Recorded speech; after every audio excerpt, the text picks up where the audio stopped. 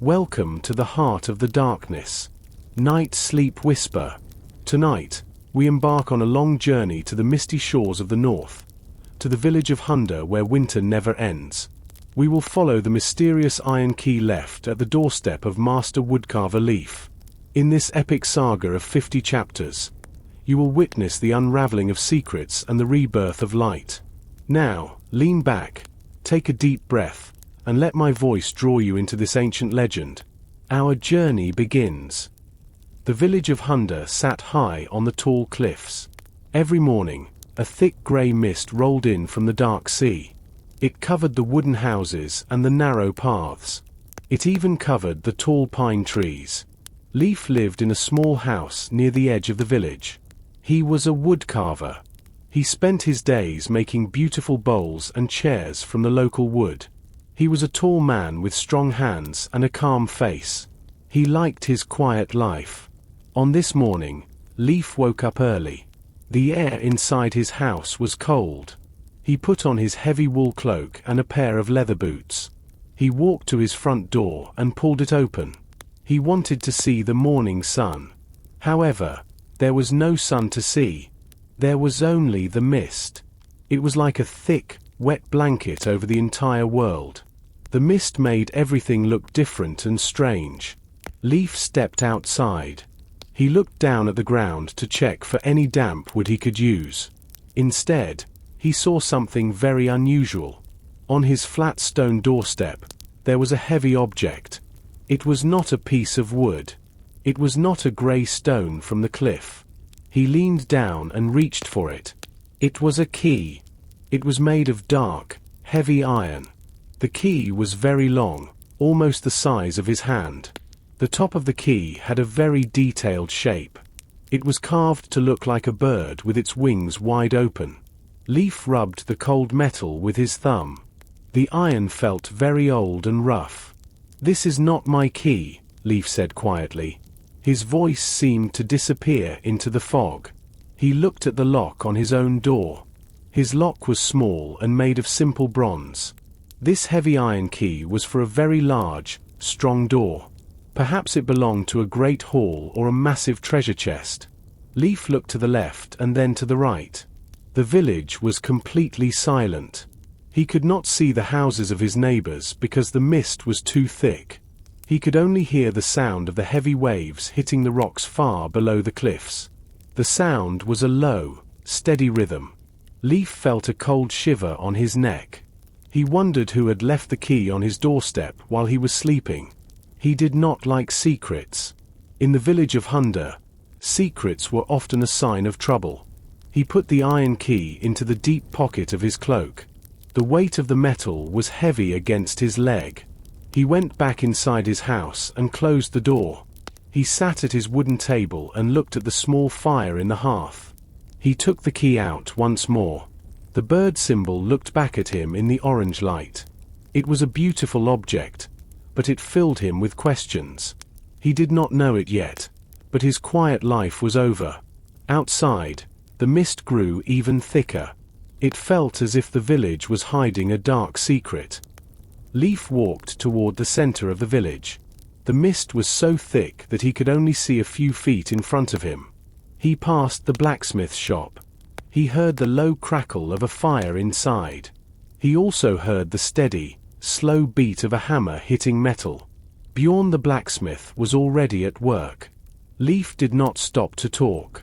He had the iron key in his pocket, and it felt like it was getting heavier with every step. The Great Hall of Hunda was the largest building in the village.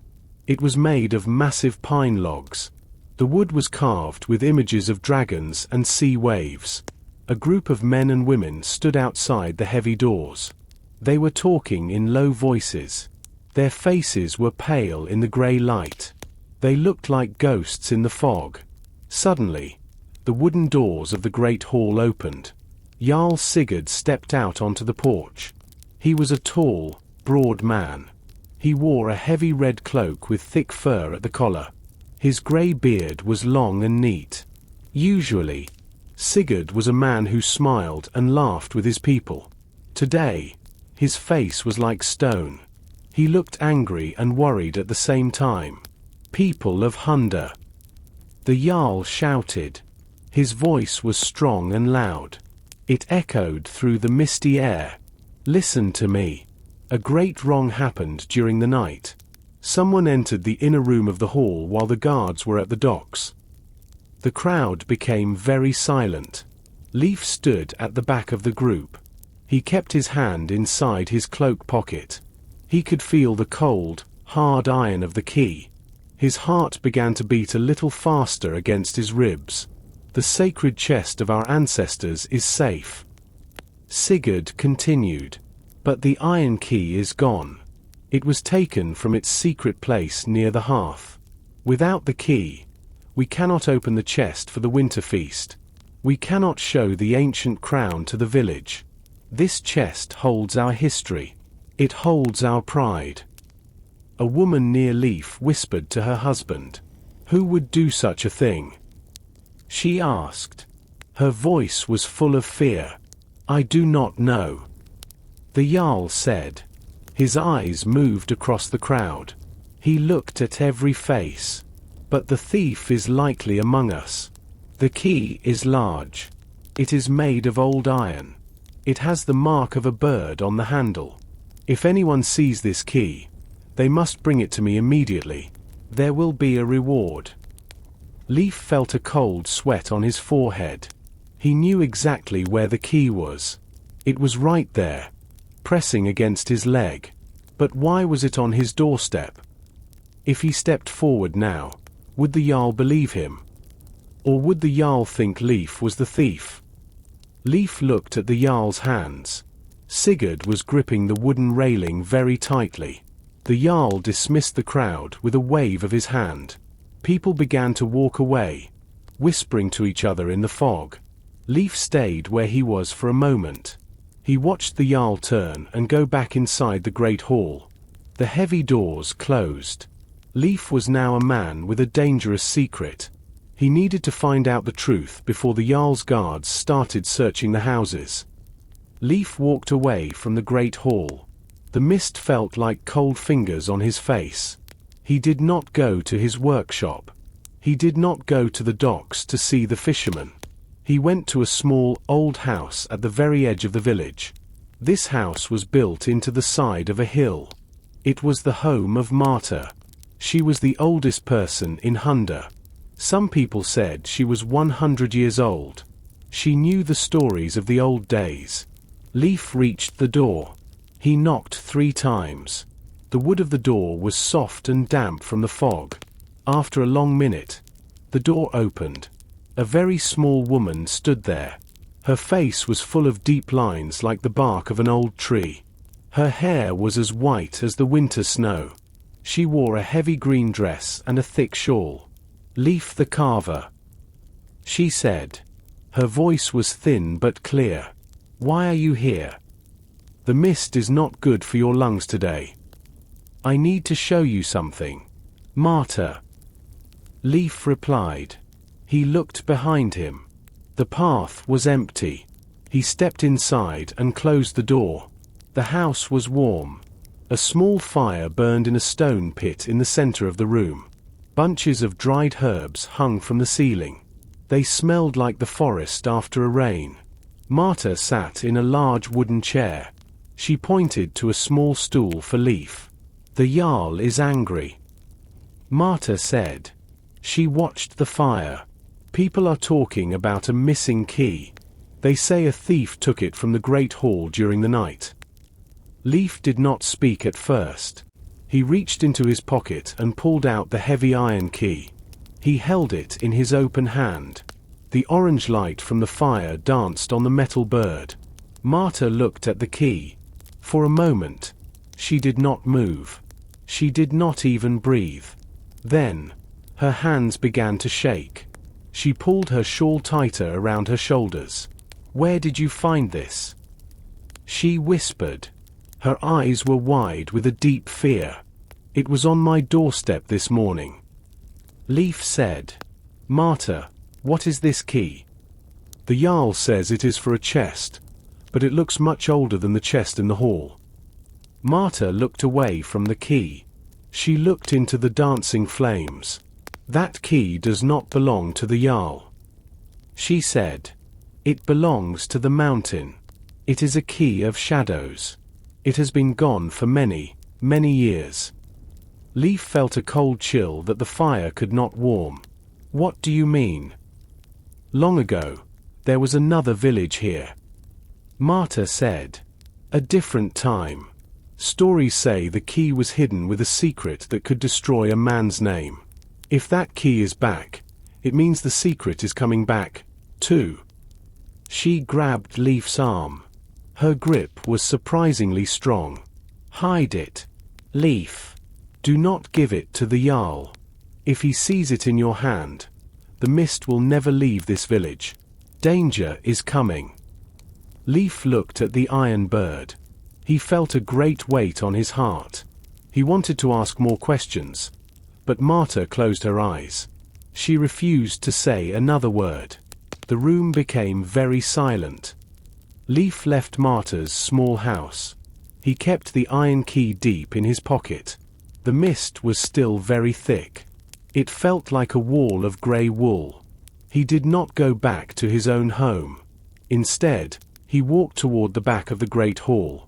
He wanted to see where the thief had been. The back of the great hall was a quiet place. This was where the servants threw the grey ash from the large fireplaces. Usually, the ground was flat and grey. But today, the ash was disturbed. Leif stopped and looked down at the ground. His eyes were sharp.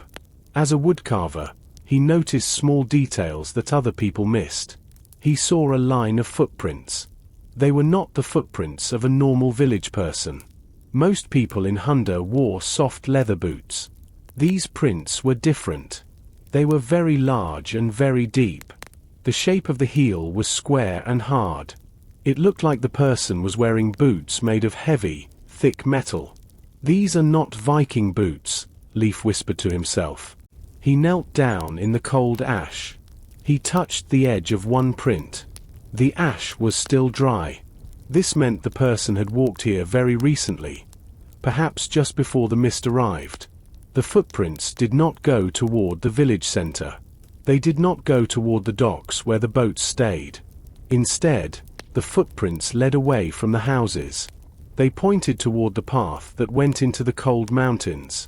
The mountains were a dangerous place. They were full of sharp rocks and deep snow. People in Hunda only went there to hunt or to find special stone. In the mist, the mountains were almost impossible to climb. Leif stood up. He looked at the mountain path. He could not see the peaks. He could only see the dark shapes of the trees at the bottom of the slope. He felt a small shiver of fear. Why would a thief go into the cold mountains? There was no food there. There was no shelter from the wind. He followed the prints for a few more steps. Near a large pine tree, he saw something else in the ash. It was a small, round piece of metal. He picked it up. It was a nail. But it was not a nail from Hunda.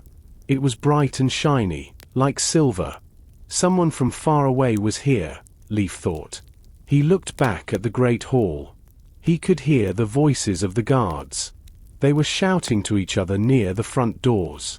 They were starting to look for the key. Leif knew he had to move fast. If the guards found him here, they would ask many questions. He did not want to tell the Jarl about the footprints yet.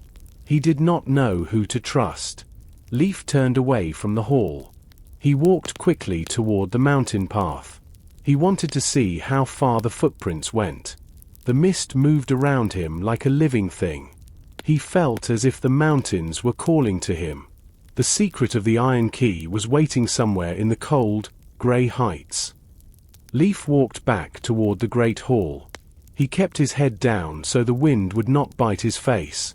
The mist was still very thick, but he knew the paths of Hunda well. He arrived at the large wooden doors. 2 guards stood there. They held long spears. Their faces were red from the cold air.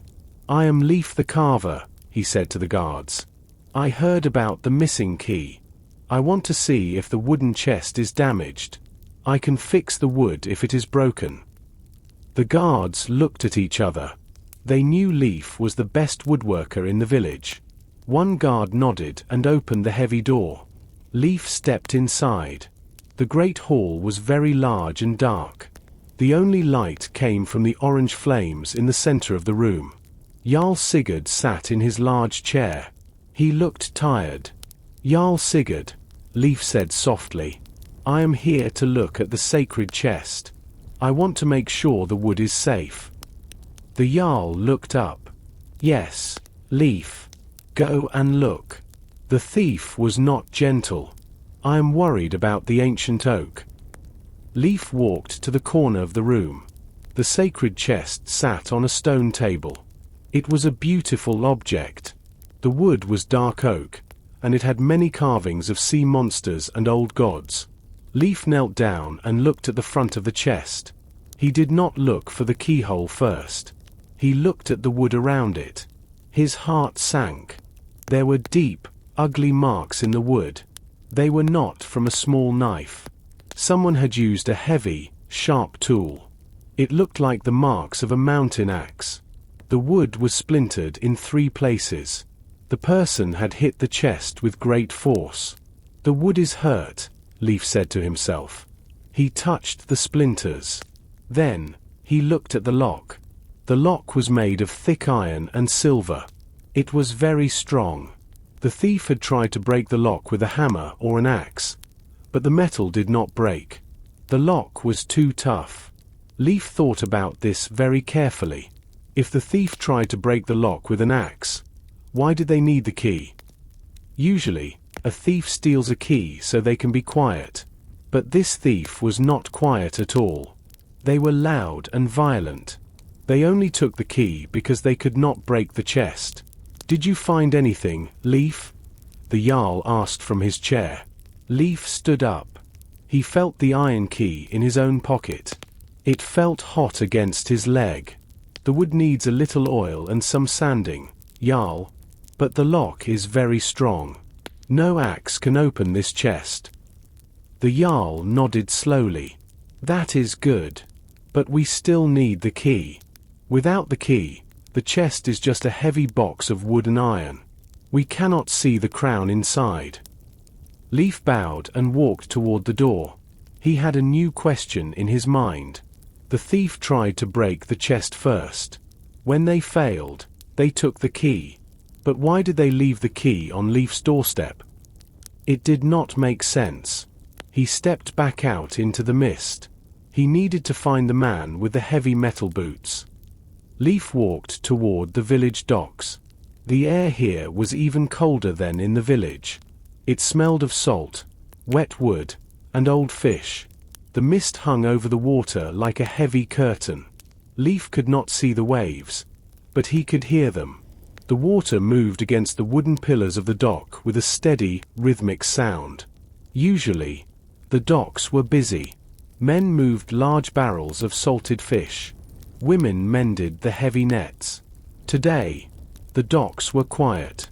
Most of the village was still near the Great Hall, talking about the missing key. Leif saw only one man. It was Hakon, the old dock master. Hakon was a tall man with a face as rough as a sea stone. He was looking at a long piece of rope in his hands. "Good morning, Hakon," Leif said. Hakon did not look up. He pointed a thick finger at an empty space between 2 large fishing boats. "A boat is gone, Leif. A small one. It belonged to the Jarl's personal scouts. It was fast and strong." Leif walked to the edge of the dock. He looked down into the grey water. The space was indeed empty. He looked at the wooden post where the boat usually stayed. Did someone take it for a morning hunt? "No," Hakon replied. He held up the rope. The end of the rope was not untied. It was cut. The fibers were clean and straight. A sharp knife did this. And they did it in a hurry. Nobody goes out in this mist. The sea is too rough. The waves beyond the cliffs are like hungry giants today. Leif took the rope from Hakon. He looked at the cut.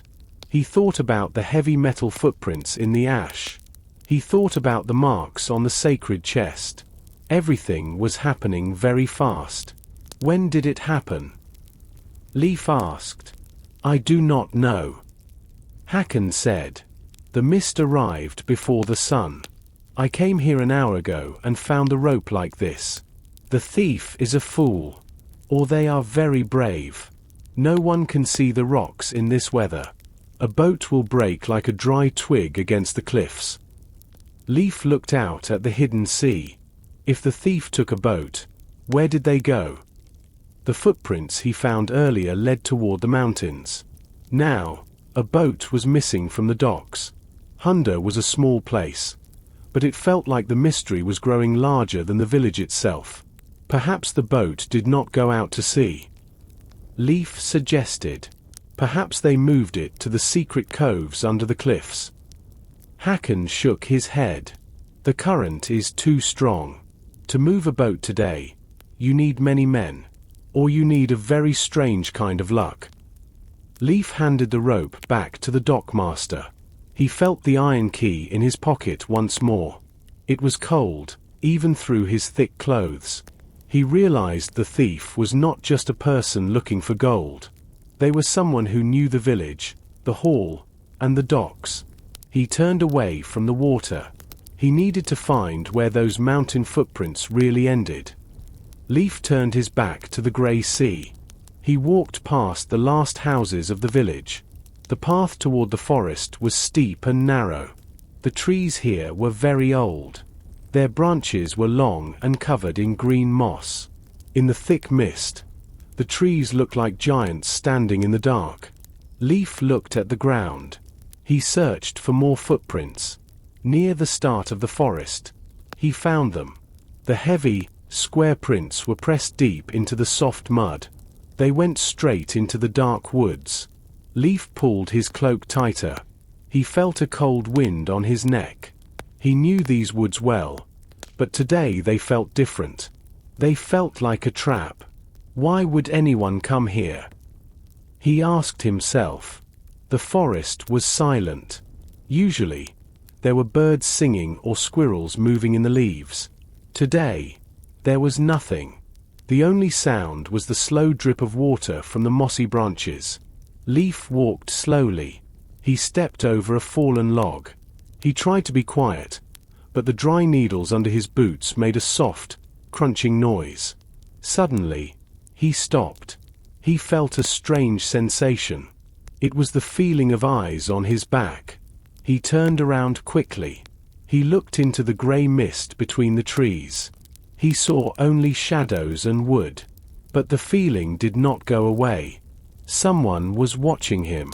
He could feel the heat of a stare from somewhere in the dark. He looked higher up the slope. A dark shape moved behind a large pine tree. It was not a deer or a wolf. It was the shape of a person. The person was tall and wore a very long, dark cloak.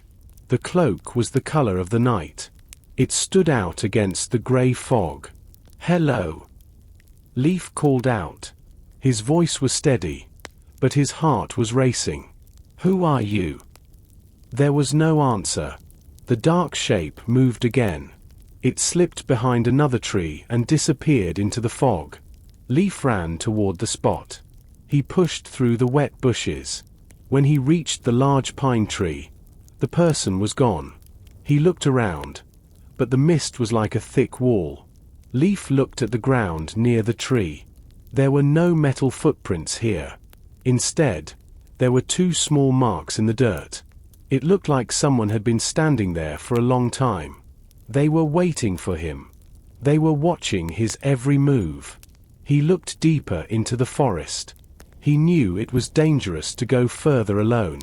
The stranger was fast and knew how to hide. Leif reached into his pocket and touched the iron key. The metal was cold against his fingers. He felt a sudden burst of courage. He would not let this stranger scare him. He began to walk again, but he stayed close to the trees.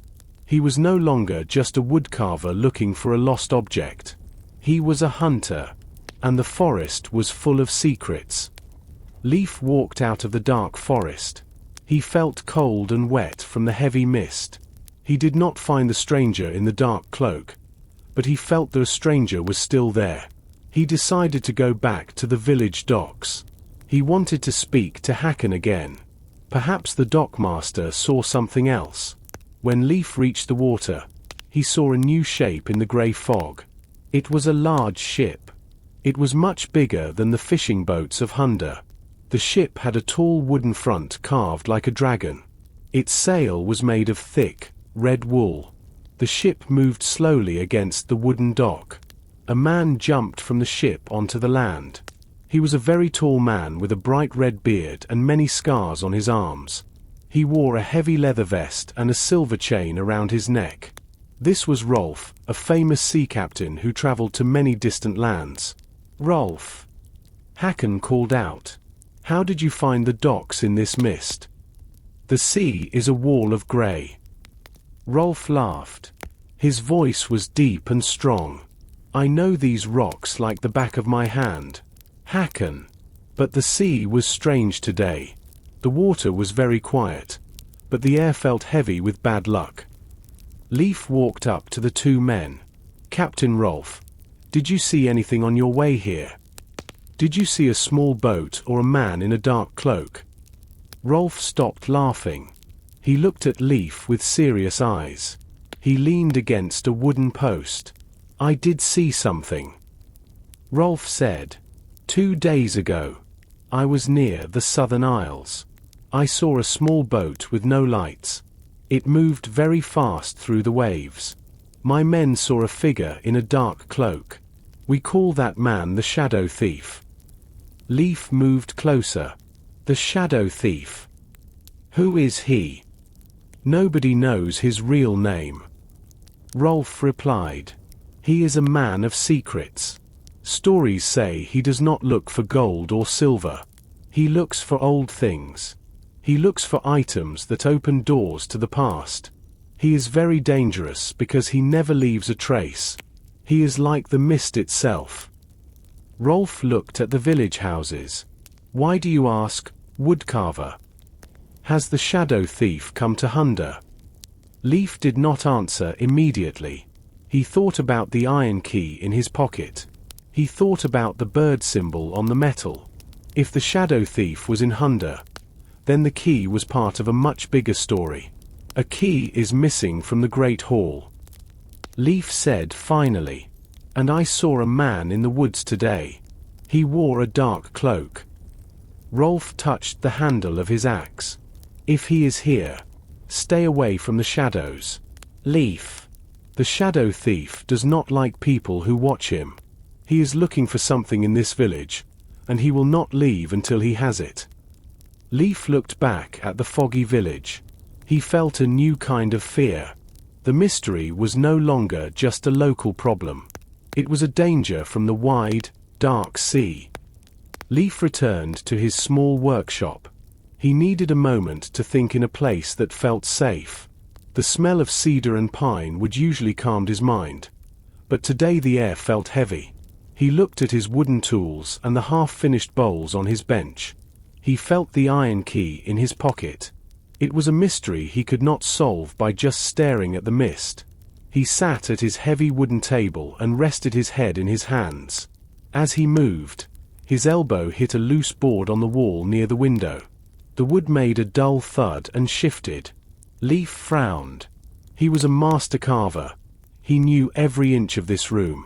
He pulled the board away with his fingers. Behind the wood, there was a small, secret hole.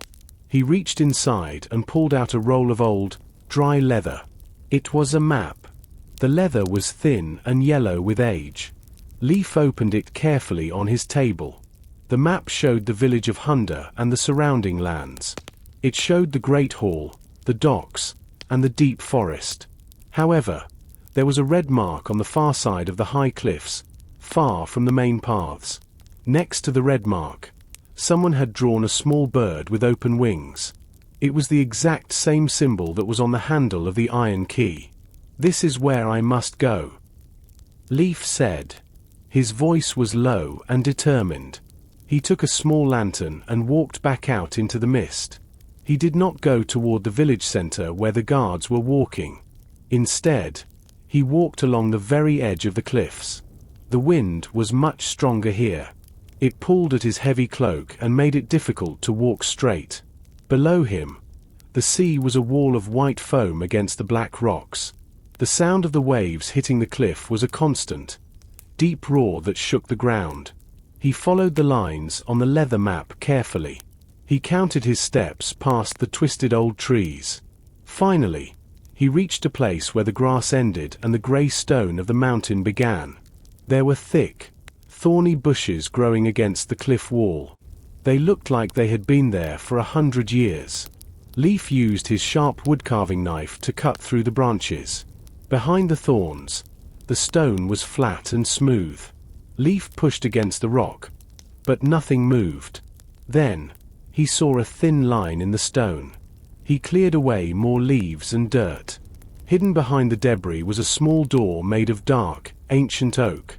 It was built directly into the side of the mountain stone. The door had no handle and no hinges. It only had a large, square hole in the center. Leif took the iron key from his pocket. He put the key into the hole. It fit perfectly. He turned the metal with both hands. There was a loud, heavy sound of old metal moving against stone. The door pushed inward. A smell of cold, dusty air came from the dark opening. Leif stood at the entrance, holding his lantern high. The mist followed him inside, moving around his boots like a living thing. Leif stood at the entrance of the dark tunnel for a long time. The light from his lantern did not go very far into the blackness. He could hear the sound of water dripping from the ceiling. The air was very old. It did not smell like the sea or the forest. It smelled like cold stone and dust. Leif wanted to go inside, but he was afraid. He was alone, and the mist was still thick outside. He decided it was better to return to the village and speak to a friend first. He pulled the iron key out of the lock. He pushed the heavy oak door until it hit the stone frame. He covered the door with the thorny bushes again. He made sure the path looked natural. He put the key back into his deep pocket and began the walk home. The walk back to his workshop felt longer than usual. The mist seemed to press against his chest. Every shadow looked like a man in a dark cloak. Leif kept his hand on his carving knife. He did not see anyone on the path, but the silence of the village was heavy. Even the dogs were not barking. When Leif finally reached his small workshop, he stopped. His heart skipped a beat. The front door was not closed. It was hanging open by only one hinge. The wood near the lock was splintered and broken. Leif pushed the door open slowly. He held his lantern in front of him. "Oh no," he whispered. The room was a disaster. His beautiful wooden bowls were smashed into small pieces on the floor. His jars of oil were broken, and the liquid was spreading across the wood boards.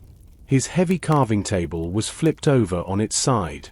All of his tools were gone from the walls. They were scattered in the corners of the room. Leif walked to the center of the room. He looked at his main workbench. Someone had used a sharp tool to carve a message into the top of the table. It was not a word. It was the symbol of the bird with open wings. But this time, a deep, jagged line was carved through the middle of the bird. It was a sign of death. Leif felt a cold shiver run down his spine. The thief was not looking for gold. The thief was looking for the key. And now, the thief knew that Leif had it. This was not just a crime anymore. It was a warning. If Leif did not give up the key, he would be in great danger. He looked around his ruined home. He felt a mix of sadness and hot anger. He worked hard for many years to build this life. Now, a stranger was trying to take it away. He reached into his pocket and gripped the iron key. He would not give it to a shadow.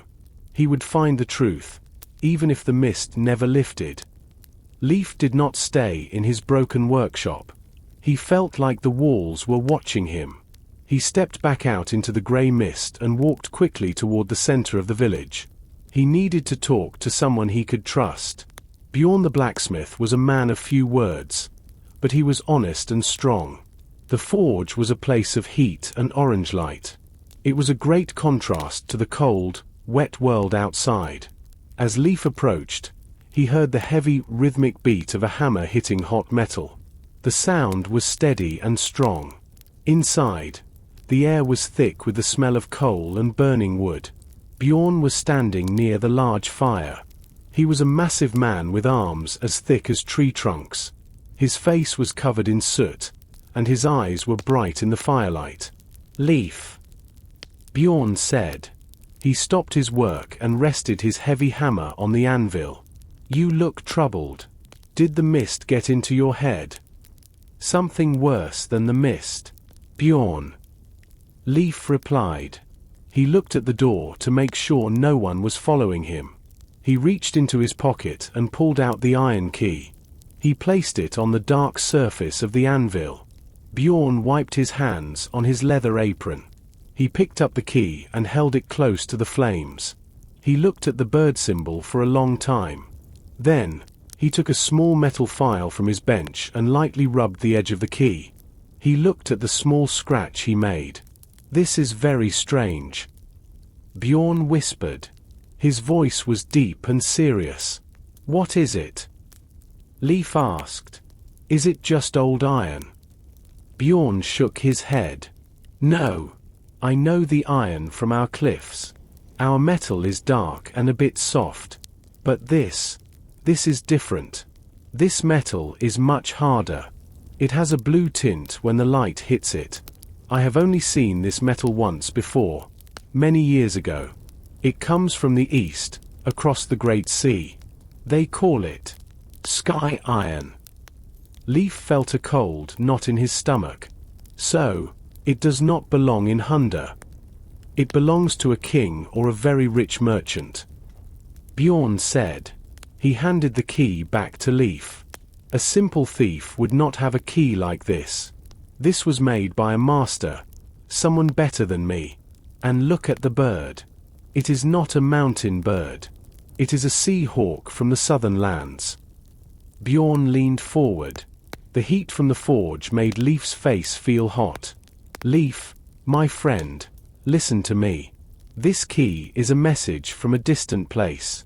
If someone left it for you, they are playing a dangerous game. This metal is worth more than 10 of your houses. Whoever lost it will do anything to get it back." Leif gripped the key tightly. "My workshop was destroyed today, Bjorn. They left a mark on my table." Bjorn's face became very dark. "Then you must be careful. Stay away from the shadows. If you want my advice, take that key to the Jarl. Let him deal with the trouble."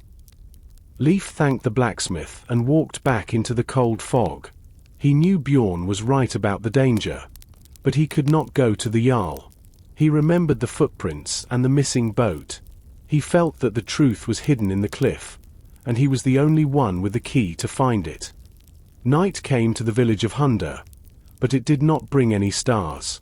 The sky remained a heavy, flat grey because of the thick mist. Leif returned to his ruined workshop. He felt very tired, but his mind was busy with many thoughts. He looked at the broken door. He used 2 long boards and some heavy nails to block the entrance from the inside. He wanted to feel safe, even if the room was a mess. The air inside the house was very cold. The fire in the hearth was small and weak. Leif did not want to make a large fire. He did not want a bright light to show his location to the people outside. He sat on his small bed and held the iron key in his hand. He looked at it one last time before hiding it. He moved a loose stone in the corner of the room and placed the key in the dark hole. He covered the hole with a heavy rug. "You stay there," he whispered. Leif lay down on his bed. He kept his heavy wool cloak on because of the chill. He closed his eyes, But he did not sleep. Every small sound made him jump. He heard the wind moving through the pine trees. He heard the distant, low roar of the sea hitting the cliffs. The village was silent, but it was a heavy, nervous silence. 2 hours passed. The room was almost completely dark. Suddenly, Leif heard a new sound. It was not the wind. It was a slow, steady movement against the wooden frame of his window. Someone was outside. They were moving very quietly, but the old wood of the house made a low, groaning noise. Leif sat up. He did not breathe. He reached out and gripped the wooden handle of his heavy mallet. He waited. The sound came again. Someone was trying to lift the window latch from the outside. A thin, dark blade pushed through the small gap between the window and the wall. The metal blade moved up and down, searching for the lock. Leif stood up slowly. He did not make a sound on the floorboards. He walked toward the window. The mist outside was so thick that the glass looked like a solid white wall. He saw a shadow move behind the glass. It was a large, tall shadow. The window began to open. A cold rush of air entered the room. A hand reached through the opening. The hand was covered in a dark leather glove. It moved across the inner wall, feeling for something. Leif did not wait. He swung his mallet and hit the window frame near the hand with a heavy force. The wood groaned loudly. The hand pulled back instantly. Leif heard a sharp intake of breath from the darkness outside. Then, he heard the sound of heavy boots running away into the fog. The footsteps were fast and disappeared quickly. Leif stood by the window for a long time. His heart was beating fast in his chest. He pushed the window shut and locked it with a heavy wooden bolt. He knew the intruder would not come back tonight. But the message was clear. They knew he was there. They knew he had the key. He sat back down on his bed and watched the window until the first light of morning appeared in the sky. The sun did not show its face the next morning. The world was still hidden behind the thick grey mist. Leif did not sleep well after the person tried to enter his window. He stood by his door and waited for the light. When the fog turned from black to grey, a heavy knock hit his door. It was a village guard. "The Jarl wants you, Leif," the guard said. "He is in his private room. Bring your tools." Leif felt a sharp fear in his chest. Did the Jarl know about the iron key? Did the man in the dark cloak tell him? He took his bag of tools and followed the guard through the empty paths. The great hall was quiet and cold. They walked past the main room where the feast tables sat. They entered the Jarl's private living area. This room was warm and filled with expensive fur rugs and tall candles. Jarl Sigurd was standing near a small wooden table. On the floor, there were hundreds of pieces of blue and gold glass. It was a vase. It was a gift from a king in the south. It was very thin and beautiful. Now, it was just a pile of sharp, broken glass. "Look at this," Sigurd said. His voice was low and angry. "Someone was in my room last night. They did not take the gold coins on the table. They only broke this vase." Leif knelt on the floor. He looked at the pieces of glass. Why would a thief break a vase and leave the gold? He asked. He looked at the Jarl, but the leader did not have an answer. "I do not know," the Jarl replied. Perhaps they were looking for something inside it. Or perhaps they wanted to send a message. "Fix the table, Leif. The wood is scratched from the falling glass." Leif looked closely at the edge of the wooden table. A large piece of glass was stuck in the side of the wood. Next to the glass, Leif saw something very small. It was a thin blue thread. It was caught on a tiny splinter of wood. He picked it up quietly while the Jarl looked away. He held it between his fingers. The thread was soft and very bright. It was not the rough wool of the village people. It was high-quality wool, dyed with an expensive blue color. Leif remembered the blue tint of the sky iron key that Bjorn mentioned. He also remembered the dark cloak in the woods. Was the cloak actually blue in the daylight? "Did you find something?" the Jarl asked. He stepped closer to Leif. Leif closed his hand. He did not want to show the thread yet. He did not know if he could trust the Jarl. Only a deep scratch. "Jarl, I can fix it with a little wax and heat." "Do it quickly," Sigurd said. He walked to the window and looked out at the mist. "The village is full of ghosts lately. I do not like it."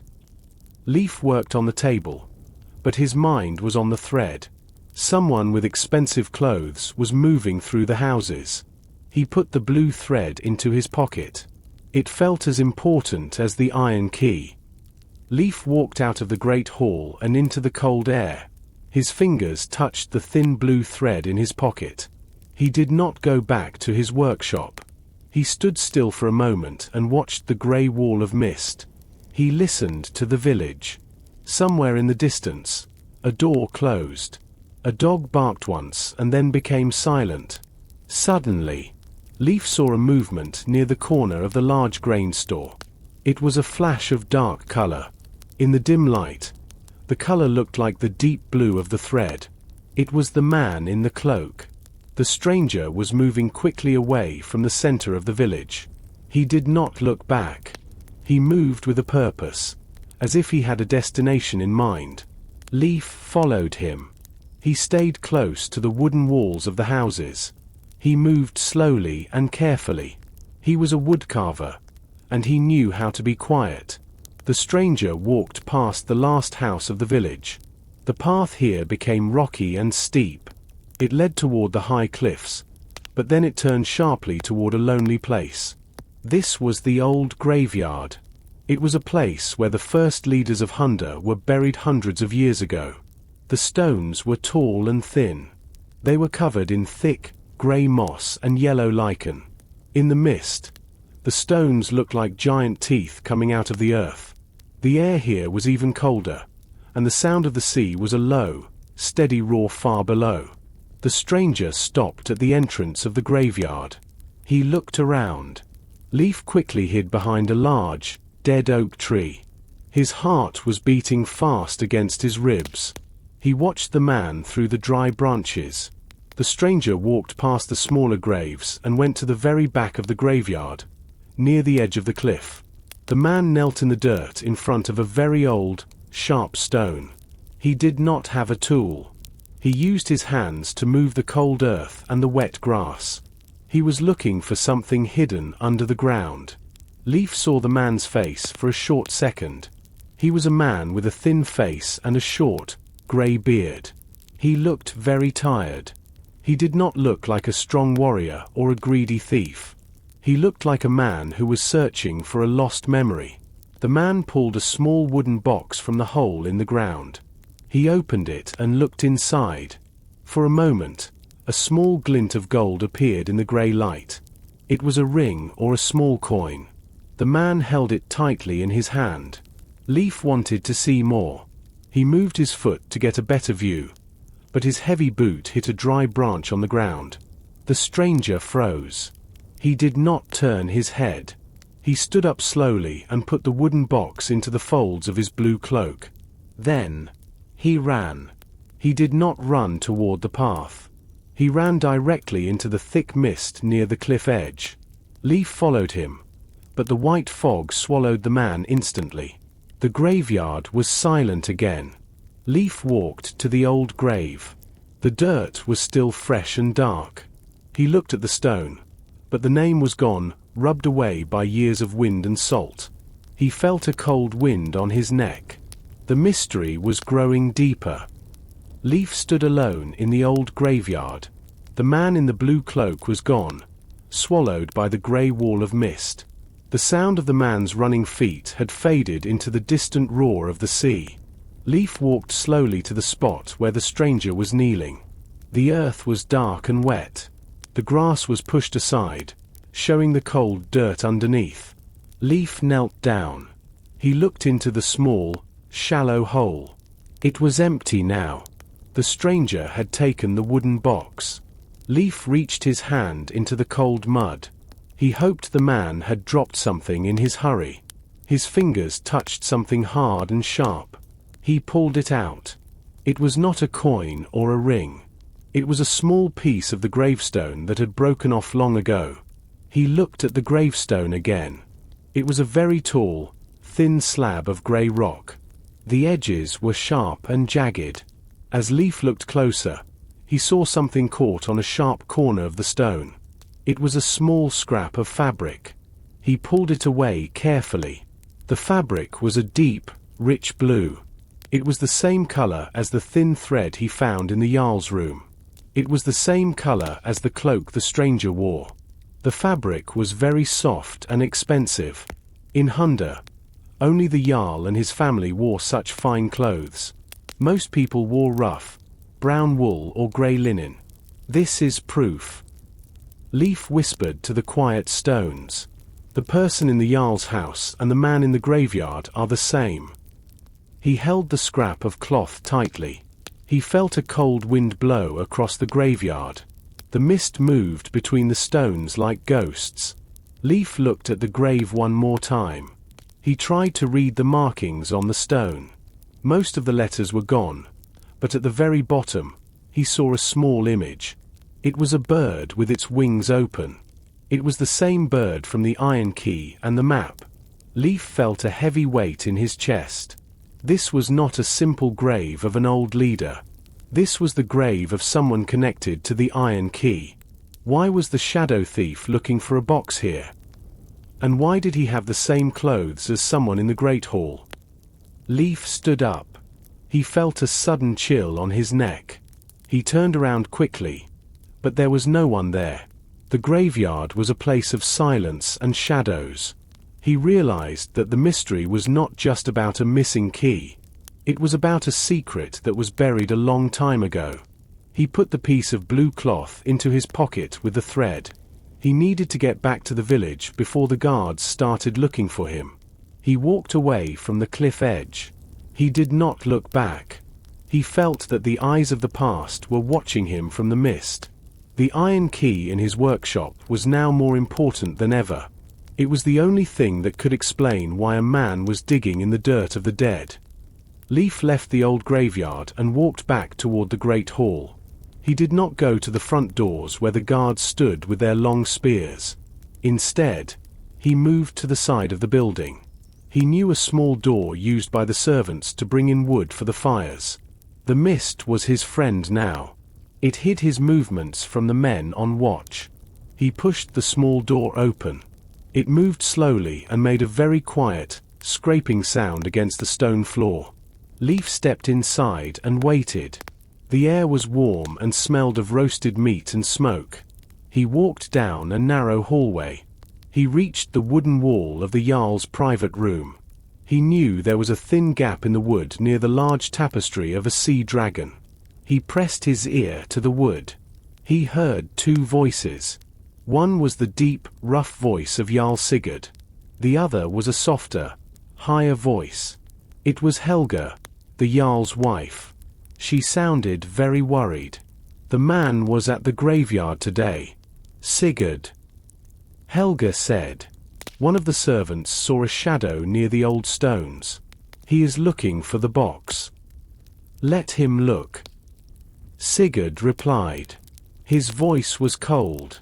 The box is empty. I moved the items years ago. But he must not find the iron key. If he opens the chest under the hall, our life here is over. Leif held his breath. He felt a drop of sweat run down his face. We should have finished it during the storm. Helga whispered. We should not have let him live. Now he is a ghost in the mist, and the village is starting to ask questions. Even Leif the carver is looking at things too closely. Leif is a simple worker. Sigurd said with a short, mean laugh. He cares about wood and oil. He is not a threat. But the legacy, that is different. The legacy must stay hidden. It belongs to the leader of Hunda. And I am the leader now. But you are not the true heir. Helga said. Her voice was very low. If the people see the papers in that chest, they will know the truth. They will know you took this seat by force while the real Jarl was lost at sea. Leif felt like the floor was moving under his feet. The man sitting in the great hall was an imposter. The real Jarl Sigurd was not this man. The legacy was the proof of who really owned the village. Everything began to make sense. The iron key opened a chest that held the truth. Suddenly, Leif heard a chair move across the floor. I will find the key, the fake Jarl said. And when I find the man in the blue cloak, I will end this mystery forever. Leif turned away from the wall. He moved as fast as he could without making a sound. He slipped out of the side door and back into the cold, grey mist. His hands were shaking. He was no longer just a woodcarver with a lost key. He was the only person who knew the dark secret of the Jarl. He needed to find the real Sigurd before the imposter found him. Leif reached his small workshop and locked the door with a heavy wooden bar. He did not light a large fire. He sat at his table with a single small candle. The light was weak, but it was enough for his sharp eyes. He reached into his pocket and pulled out the two pieces of evidence. One was the thin blue thread from the Jarl's room. The other was the larger scrap of blue fabric from the old graveyard. He placed them side by side on the dark wood of his table. Even in the dim light, the color was very bright. It was a deep, rich blue, like the sky just before the sun disappears. Leif touched the fabric with his fingers. As a woodcarver, he knew the textures of many materials. He knew the rough grain of oak and the smooth surface of polished bone. This is not normal wool, he whispered. In the village of Hunda, the sheep produced thick, oily wool. It was good for the cold rain and the salty sea air, but it was scratchy and heavy. It was always dyed with local plants, resulting in dull browns, soft greens, or pale yellows. This blue fabric was different. It was very thin and incredibly soft. It felt like silk against his skin. Leif knew that this kind of wool came from the southern lands, far across the Great Sea. It was very expensive. Only a king, a powerful Jarl, or a very wealthy merchant could afford a cloak made of this material. The dye was made from rare seashells found in warm waters. The fake Jarl wears this blue, Leif thought, and the man in the graveyard wears this blue. He looked at the scrap from the graveyard. The edge was jagged and messy. It was clearly torn by force. The stranger in the mist was wearing a cloak that was now missing a piece. If Leif could find the person with the torn blue cloak, he would find the man from the graveyard. But there was a problem. The fake Jarl also had clothes like this. If the stranger was the real Sigurd, he probably escaped with only the clothes on his back. They were both wearing the same expensive legacy colors of the true Jarl family. Leif stood up and walked to the window. He looked at the white wall of the mist. He realized that the village feast was the next night. During the feast, everyone wore their best clothes. The great hall would be full of people. The fake Jarl would be there, and Helga would be there. Perhaps the stranger would try to enter the hall to find the chest. Leif felt a mix of fear and excitement. He had the iron key. He had the blue thread. He had the truth about the imposter. He needed to be very careful. If the fake Jarl saw him looking at his clothes, Leif would not live to see the next morning. He put the blue fabric back into his pocket. He decided to watch the people very closely during the feast. He was looking for a tear in a blue cloak. He was looking for the real history of Hunda. The great hall was filled with people. Large fires burned in the stone pits, and the air was thick with the smell of roasted meat and strong drink. The village of Hunda gathered for the feast, but the mood was not happy. The mist was still thick outside the wooden walls, and the news of the missing iron key made everyone nervous. Men and women sat at the long wooden tables. They talked in low voices. No one laughed loudly. Leif entered the hall quietly. He did not wear his work apron. He wore his best grey tunic and his heavy wool cloak. He felt the iron key hidden in the secret hole in his workshop, but he carried the blue thread and the scrap of fabric in his pocket. He moved through the crowd slowly. His eyes were sharp. He was looking at every person's clothes. He was looking for a deep blue color. At the front of the hall, Jarl Sigurd sat in his high wooden chair. He looked powerful and scary. He wore a bright red cloak with white fur. Next to him sat Helga. She wore a long dress of dark green.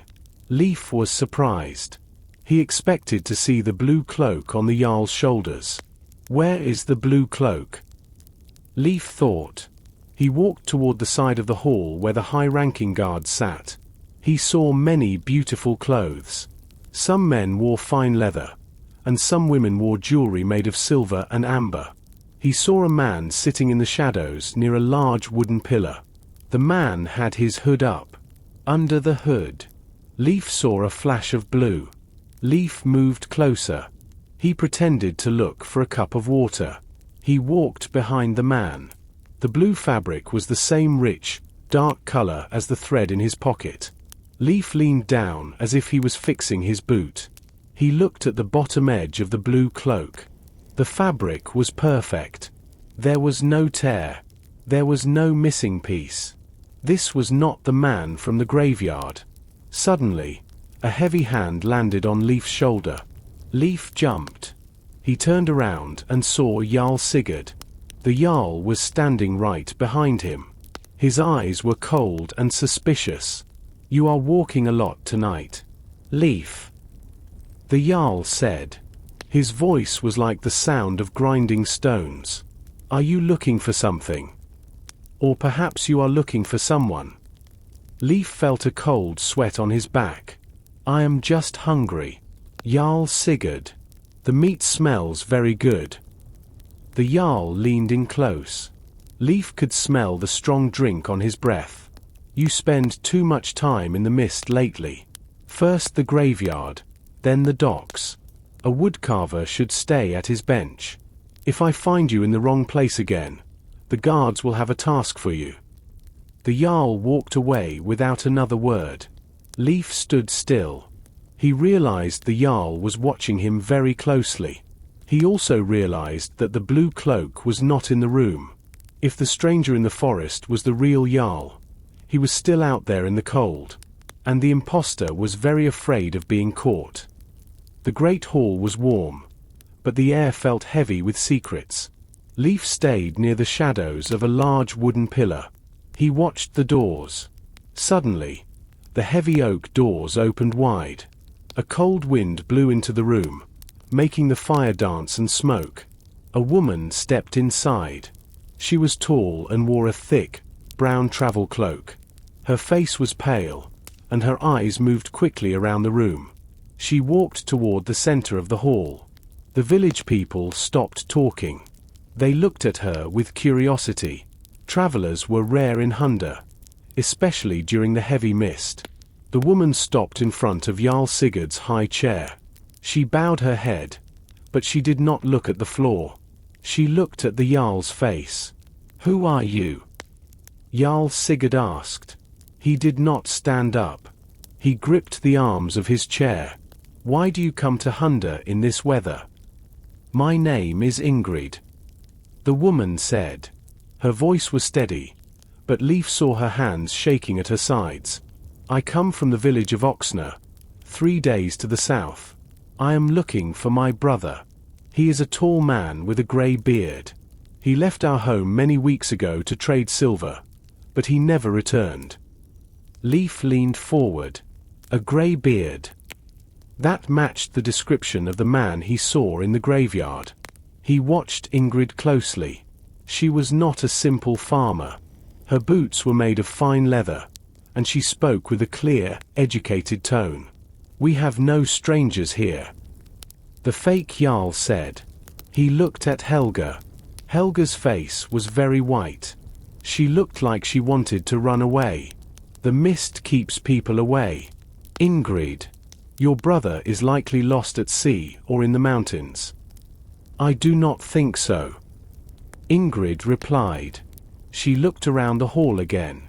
I heard stories of a man in a dark cloak near the cliffs. People say he looks like a ghost. My brother is a brave man, but he has enemies. I want to find him before they do. The Jarl stood up. He was much taller than Ingrid. There are no ghosts in Hunda. Only tired fishermen and honest workers. You can stay tonight because the mist is dangerous. But tomorrow, you must leave. Ingrid bowed again. A guard led her to a small table at the side of the room. As she walked past Leif, her cloak moved. Leif's heart stopped for a second. Under her brown travel cloak, she wore a dress of deep blue. It was the exact same color as the thread in his pocket. But there was something else. As she sat down, Leif saw the edge of her blue dress. A small piece was missing from the bottom. The edge was jagged and torn. She is not looking for a brother. Leif thought. She is part of this. Or she knows exactly who the man in the graveyard is. He felt the blue fabric in his pocket. He wanted to talk to her, but the Jarl's guards were everywhere. He had to wait for the right moment. The feast continued, but the mystery was now sitting at a table only a few feet away. The feast in the great hall became louder as the night went on. The guards were busy drinking and talking to the guests. Jarl Sigurd was deep in conversation with his wife, Helga. They did not look at the corners of the room. Leif saw his chance.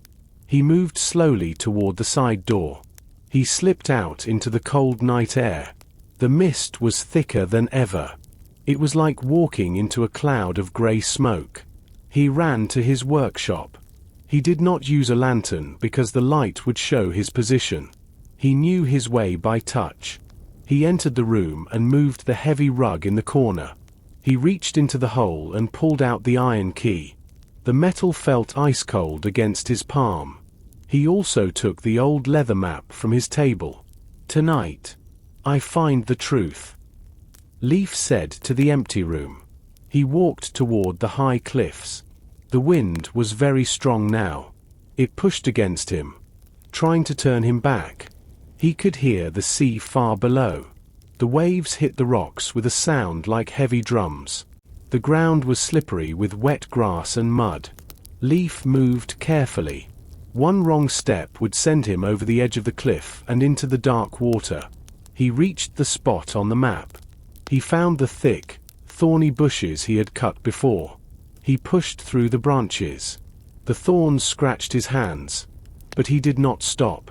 He cleared away the leaves and dirt until he saw the dark oak door in the stone wall. Leif took a deep breath.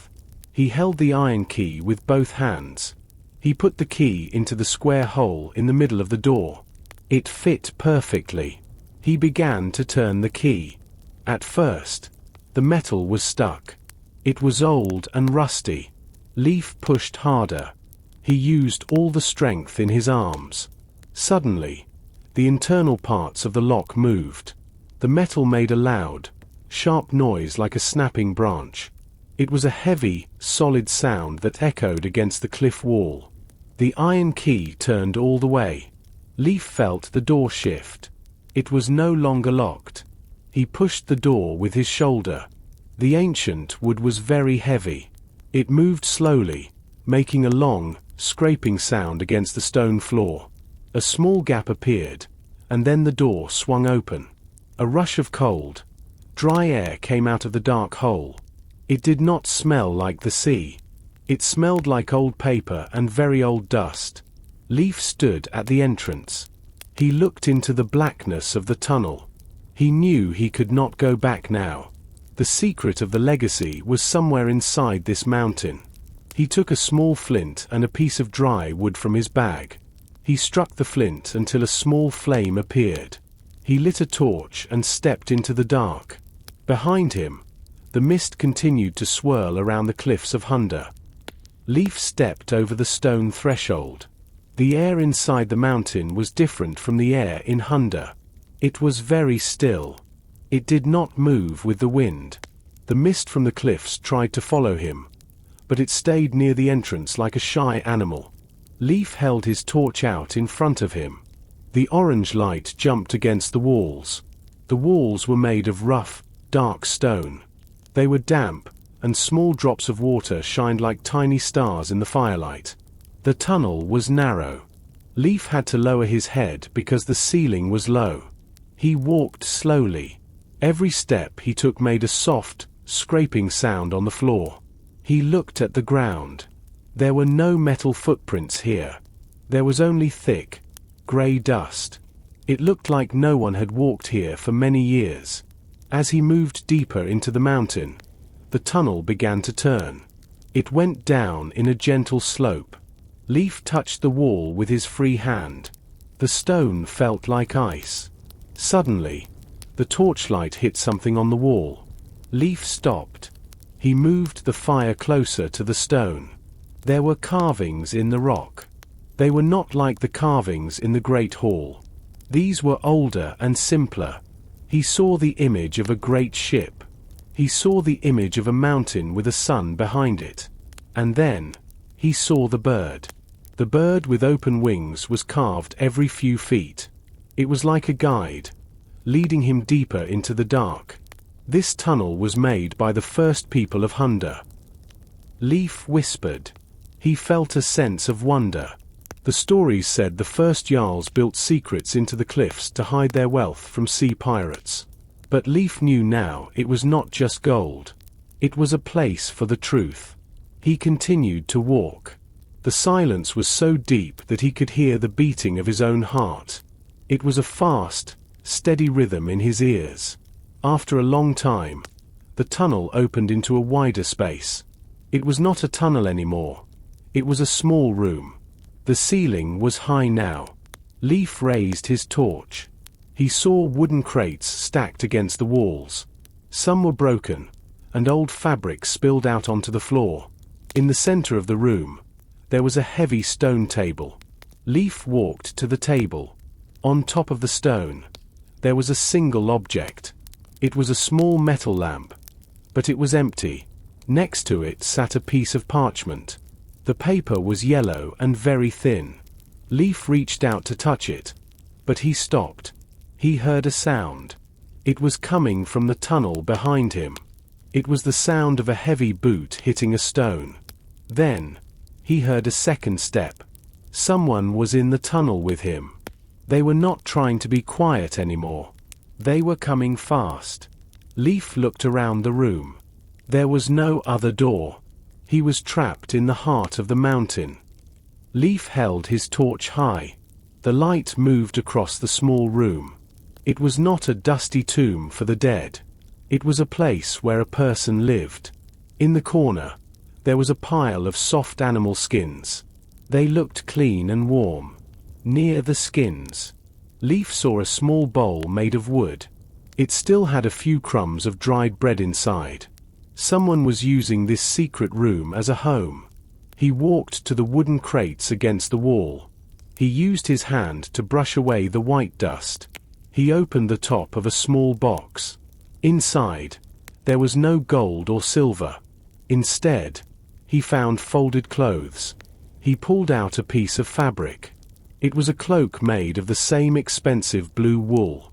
He saw the spot where a piece was missing. This was the cloak from the graveyard. The stranger lives here, Leif said quietly. He turned back to the stone table. He picked up the yellow parchment. His eyes moved quickly across the lines. It was a list of names.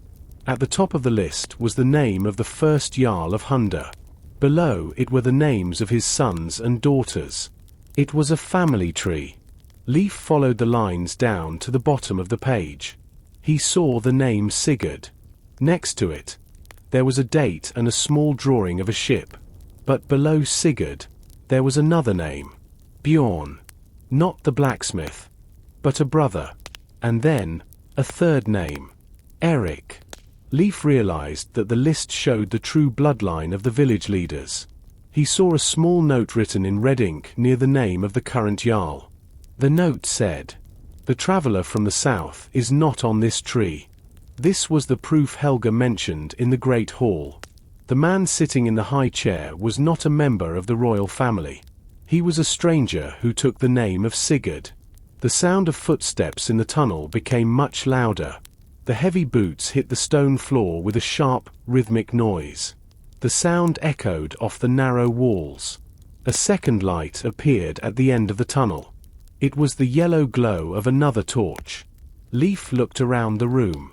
There was no other way out. He could not run past the person in the tunnel. He saw a large, empty wooden crate in the corner behind the skins. He moved quickly. He blew out his own torch. The room became very dark and smelled of smoke. He climbed into the crate and pulled a heavy fur over his head. He sat very still. He tried to breathe slowly. He heard the person enter the room. The new torchlight shined through the small cracks in the wooden crate. He heard the sound of a heavy cloak brushing against the stone table. The person stopped moving. Leif could hear them breathing. It was a fast, heavy breath, like someone who was very tired or very angry. Leif sat very still inside the wooden crate. The wood smelled of old pine and dry earth. He pressed his face against a small crack between two boards.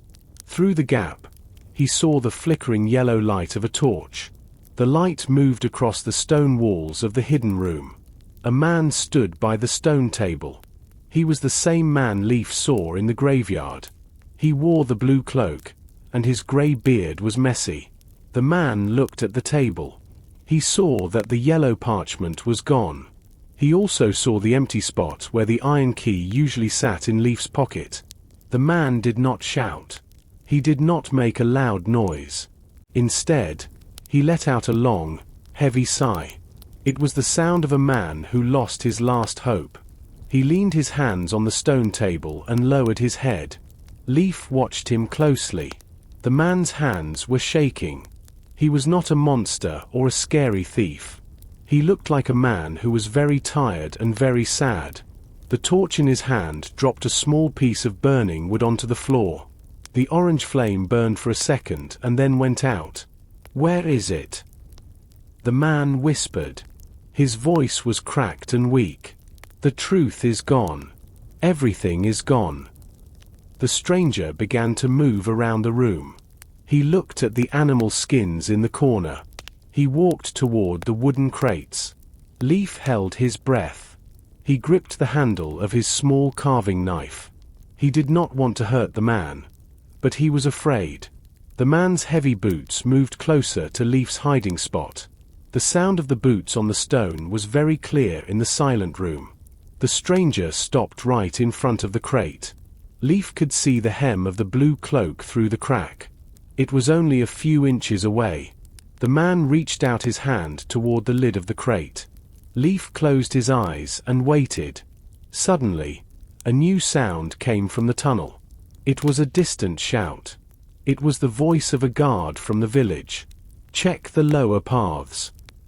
The guard cried. The sound was faint, but it was enough to make the stranger freeze. The man in the blue cloak pulled his hand back. He turned toward the tunnel entrance. He looked worried. He knew the guards were searching for someone. He did not have time to check the crates. He grabbed his torch and moved quickly toward the back of the room. Behind a tall pile of boxes, there was another small opening in the rock. It was a narrow crack that Leif did not see before. The stranger squeezed his body into the crack and disappeared. The light of his torch faded away, leaving the room in complete darkness again. Leif waited for a long time. He listened to the silence. He could no longer hear the guards or the stranger. He pushed the lid of the crate open and stood up. His legs felt weak like water. He needed to leave this place before the guards found the secret door. Leif stood in the middle of the dark room. The stranger was gone. The guards were still somewhere in the tunnel, but their voices were not as loud now. Leif did not want to stay in the dark. He took his flint and struck it against a piece of dry wood again. A small flame grew, and he lit a new torch. The orange light filled the small stone room once more. He looked at the floor where the man in the blue cloak had been standing. The dust was moved by the man's heavy boots. Leif saw something small and bright in the grey dirt. He leaned down and picked it up. It was a ring. It was made of solid silver, and it felt very heavy for its size. Leif held the ring close to the torch. The silver was a bit dirty, but the metal still shined. On the top of the ring, there was a symbol. It was a bird with its wings wide open. It was the same sea hawk from the iron key and the old map. Leif rubbed the dirt away with his thumb. The carving was very beautiful and very detailed. "I know this bird," Leif whispered. He remembered the great hall. Near the Jarl's high chair, there was a large wooden shield. The shield was painted red and white, but in the center, there was a metal bird. It was the personal mark of the leader of Hunda. Every Jarl for 100 years had used this bird. Leif looked at the ring again. This was not a simple piece of jewelry. This was a sign of power. Only the true Jarl of Hunda could wear this ring. If the man in the blue cloak had this ring, then he was not just a thief. He was the man who belonged in the great hall. The man sitting in the high chair right now did not have this ring. Leif remembered the Jarl's hands during the feast. His fingers were covered in gold rings from the south, but he did not have the silver sea hawk. The man in the cliff is the real Sigurd, Leif thought. His heart beat fast, and the man in the hall is a liar. Leif put the silver ring into his pocket. He now had the iron key, the blue fabric, the family tree, and the silver ring. He had all the pieces of the mystery. He just needed to show them to the village. He heard a loud noise from the tunnel. A stone fell from the ceiling and hit the floor. The guards were coming closer again. They were searching every corner. Leif knew he could not go back the way he came. He looked at the narrow crack in the wall where the stranger had disappeared. It was very small, but Leif was a thin man. He pushed his torch into the crack first. Then, he moved his shoulders into the opening. The stone was cold and scratched his arms, but he pushed himself forward.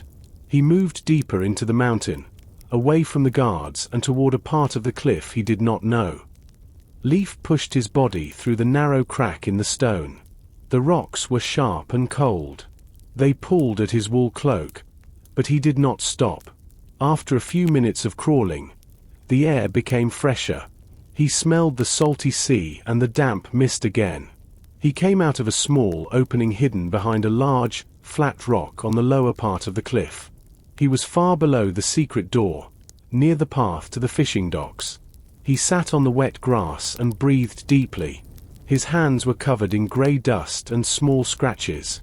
He looked at the village of Hunda. The houses were dark shapes in the fog. He knew he could not go to the Jarl. He could not go to the guards. He needed a friend who was strong and brave. He walked toward a small wooden hut near the water. This was the home of Eric. Eric was a fisherman with large shoulders and a kind heart. He was Leif's best friend since they were boys. Leif knocked on the door. He did not knock loudly. He waited, looking over his shoulder at the empty path. The door opened. Eric stood there. He was wearing a simple tunic and held a small knife for cleaning fish. When he saw Leif's face, his eyes became wide. He pulled Leif inside and closed the door quickly.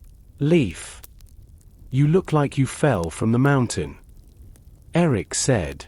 He pointed to a wooden chair near the small fire. "Your clothes are torn. What happened?" Leif sat down. He felt the warmth of the fire on his cold skin. He reached into his pocket and pulled out the items. He placed the iron key, the blue fabric, and the silver ring on Eric's small table. The silver ring shined in the firelight. The bird symbol looked very clear. Eric leaned forward. He touched the silver ring with a thick finger. "This is the sea hawk," he whispered. "This is the ring of the true Jarl. Where did you get this?" Leif told him everything. He told him about the key on his doorstep. He told him about the man in the blue cloak and the secret tunnel. He told him about the conversation he heard in the great hall. He told him that the man sitting in the high chair was a liar from a distant land. Eric was silent for a long time. He looked at the fire and then at the ring. I always thought Sigurd changed after that storm at sea. Eric said. He stopped visiting the docks. He stopped talking to the old fisherman. He became greedy and cold. Now I know why. Eric stood up and grabbed a heavy wooden spear from the wall. I believe you, Leif. The village is in danger if a liar is leading us. What do you want me to do? Keep the secret for now. Leif said. The fake Jarl has many guards. We need a plan to show the truth to everyone at the same time. If we go to him now, he will just kill us in the mist. Eric nodded. He put his hand on Leif's shoulder. I promise to help you. My boat is ready if we need to move fast. No one will hear a word from me. Leif felt a little better. He was no longer alone with the heavy secret. He had a friend, and he had the proof. But the mist was still thick outside, and the fake Jarl was still looking for the key. Leif and Eric stepped out into the cold night. The mist was so thick they could barely see their own feet, but they knew the paths of Hunda by heart. They moved toward the small guest hut near the edge of the village, where Ingrid was staying. Leif felt the weight of the silver ring in his pocket. It felt like a coal, burning with the truth of the true Jarl. They reached the hut. A small, flickering light shined through the cracks in the wooden door. Leif knocked 3 times, soft, then loud, then soft again. The door opened just a crack. Ingrid's pale face appeared in the shadows. When she saw Leif and the large, spear-carrying Eric, she tried to close the door, but Eric placed his heavy boot in the way. Wait. Leif whispered. We are not here to hurt you. I have something that belongs to your brother. Ingrid froze. She looked at Leif's eyes, searching for a lie. Slowly, she stepped back and let them inside. The hut was small and smelled of dried lavender. A single candle burned on a small stool. Leif reached into his pocket and pulled out the silver ring. He held it out in the palm of his hand. The sea hawk symbol glowed in the candlelight. Ingrid gasped, her hand flying to her mouth. She fell back against the wall, her eyes filling with tears. Where did you find this? She asked, her voice trembling. My father. He never takes this off. He said it was the soul of our family. Your father? Eric asked, his voice a low rumble. You said he was your brother at the feast. Ingrid looked at the floor. I had to lie. The man in the great hall is a monster. He is not Sigurd. He is a mercenary from the east. Years ago, my father's ship was attacked during a storm. This man, vain, looked enough like my father to fool the village from a distance. He returned alone, claiming everyone else was lost. But my father survived. He has been hiding in the cliffs, waiting for a chance to take back his home. He is a ghost in his own land. Ingrid whispered. Vain stole his name, his hall, and his life. He kept me far away in Oxna, threatening to kill my father if I ever spoke the truth. Leif looked at the ring. He was at the graveyard today. He was looking for a box. The box contains the marriage scrolls and the birth records. Ingrid explained. Proof that Vane is not who he says he is. Vane destroyed the copies in the hall, but the originals were buried with my grandfather. My father went to get them, but Vane's guards almost caught him. We have the ring, and I have the family tree from the secret room. Leif said firmly.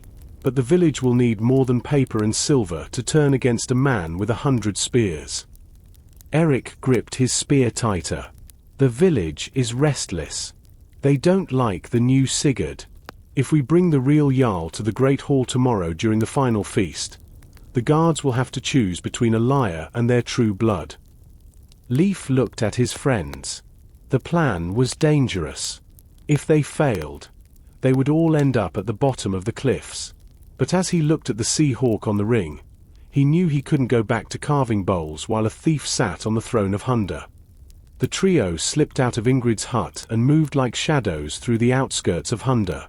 The village was eerily quiet, the only sound being the distant, muffled thud of a guard's boots on the wooden walkways.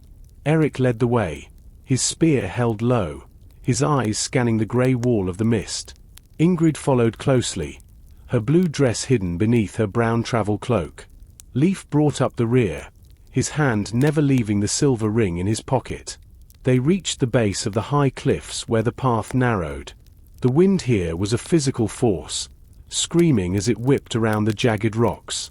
The guards are patrolling the upper path. Eric whispered, leaning close to Leif's ear. We have to take the gull's path. It's steeper, but it stays out of sight of the watchtowers.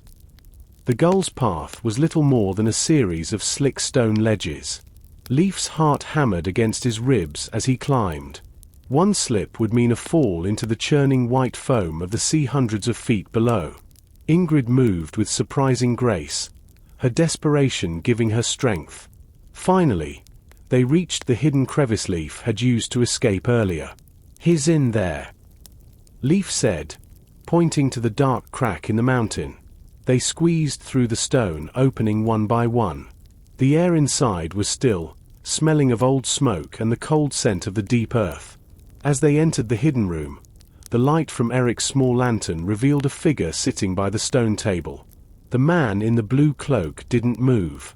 He sat with his head bowed, his hands resting on the cold stone. When he heard their footsteps, he looked up slowly. His eyes were bloodshot and weary, but when they landed on Ingrid, they filled with a sudden, painful light. Ingrid. His voice was a broken rasp. Father!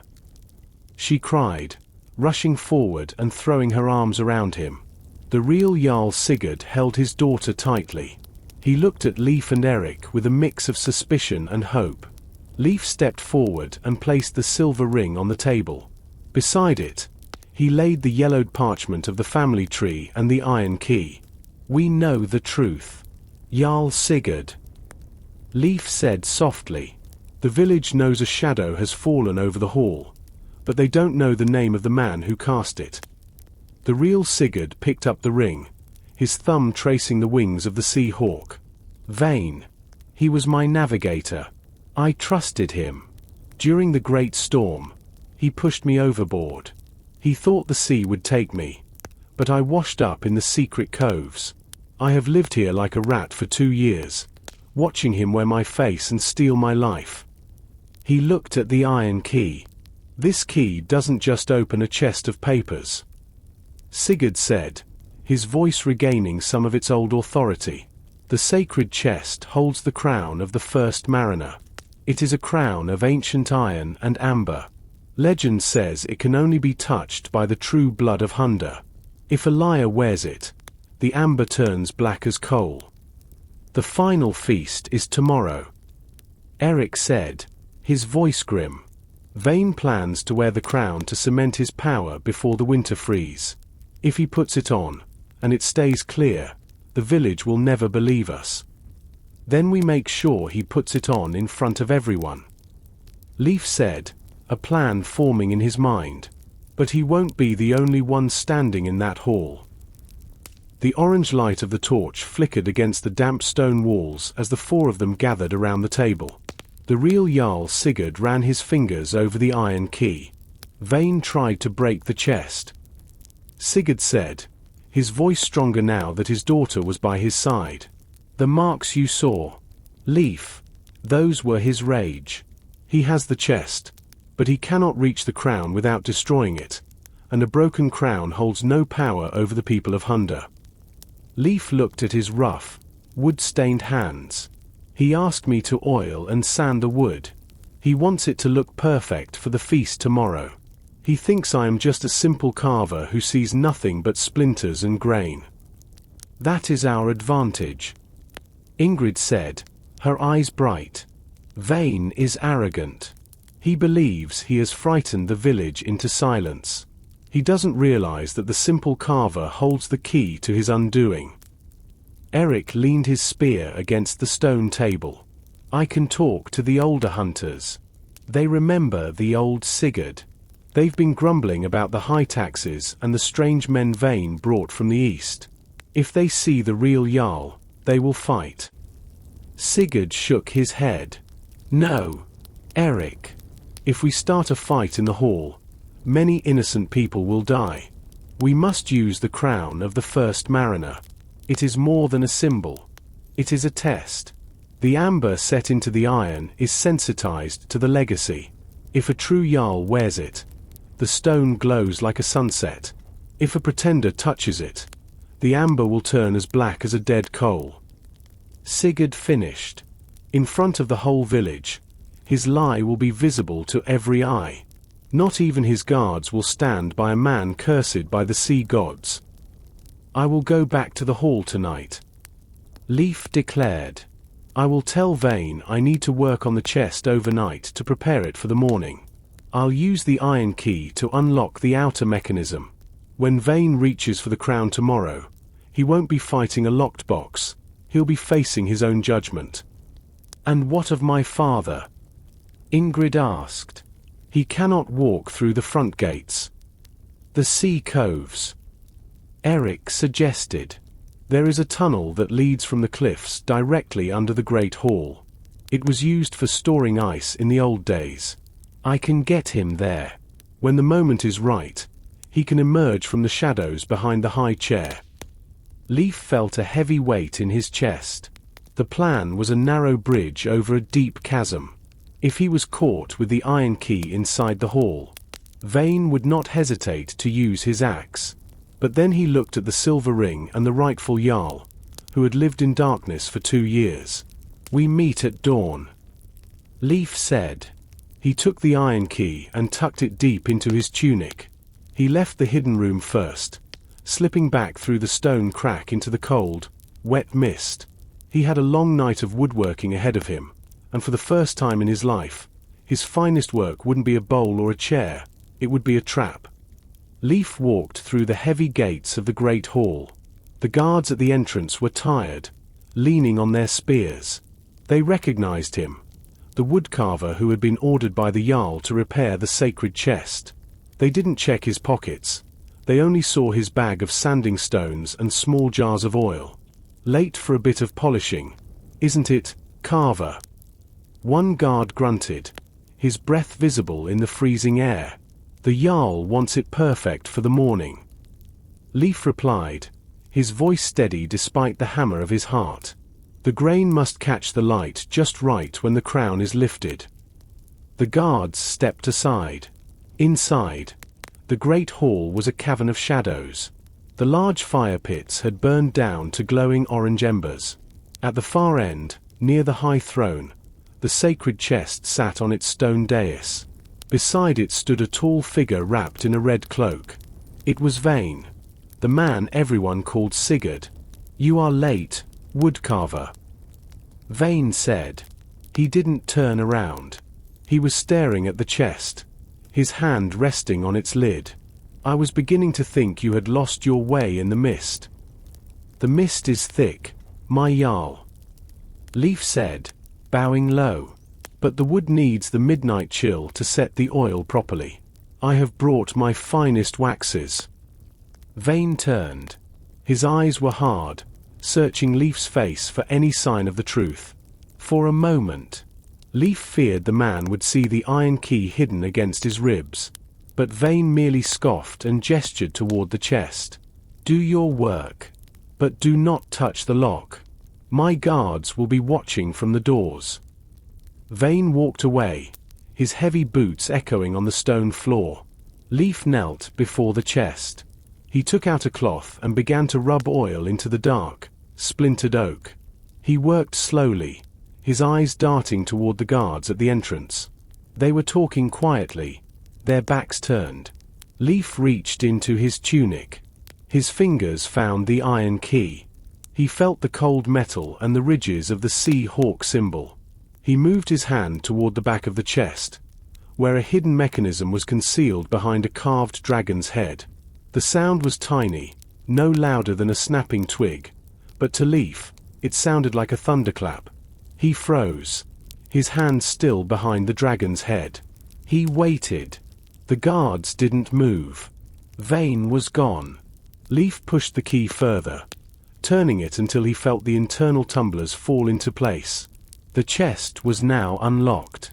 He risked a glance under the lid as it shifted a fraction of an inch. Inside, resting on a bed of blue velvet, was the crown of the first mariner. The iron was dark and ancient, and the large pieces of amber set into its rim looked like trapped sunlight. He quickly pulled the key out and hid it. He spent the next 3 hours sanding the wood and applying wax until the oak shone like dark glass.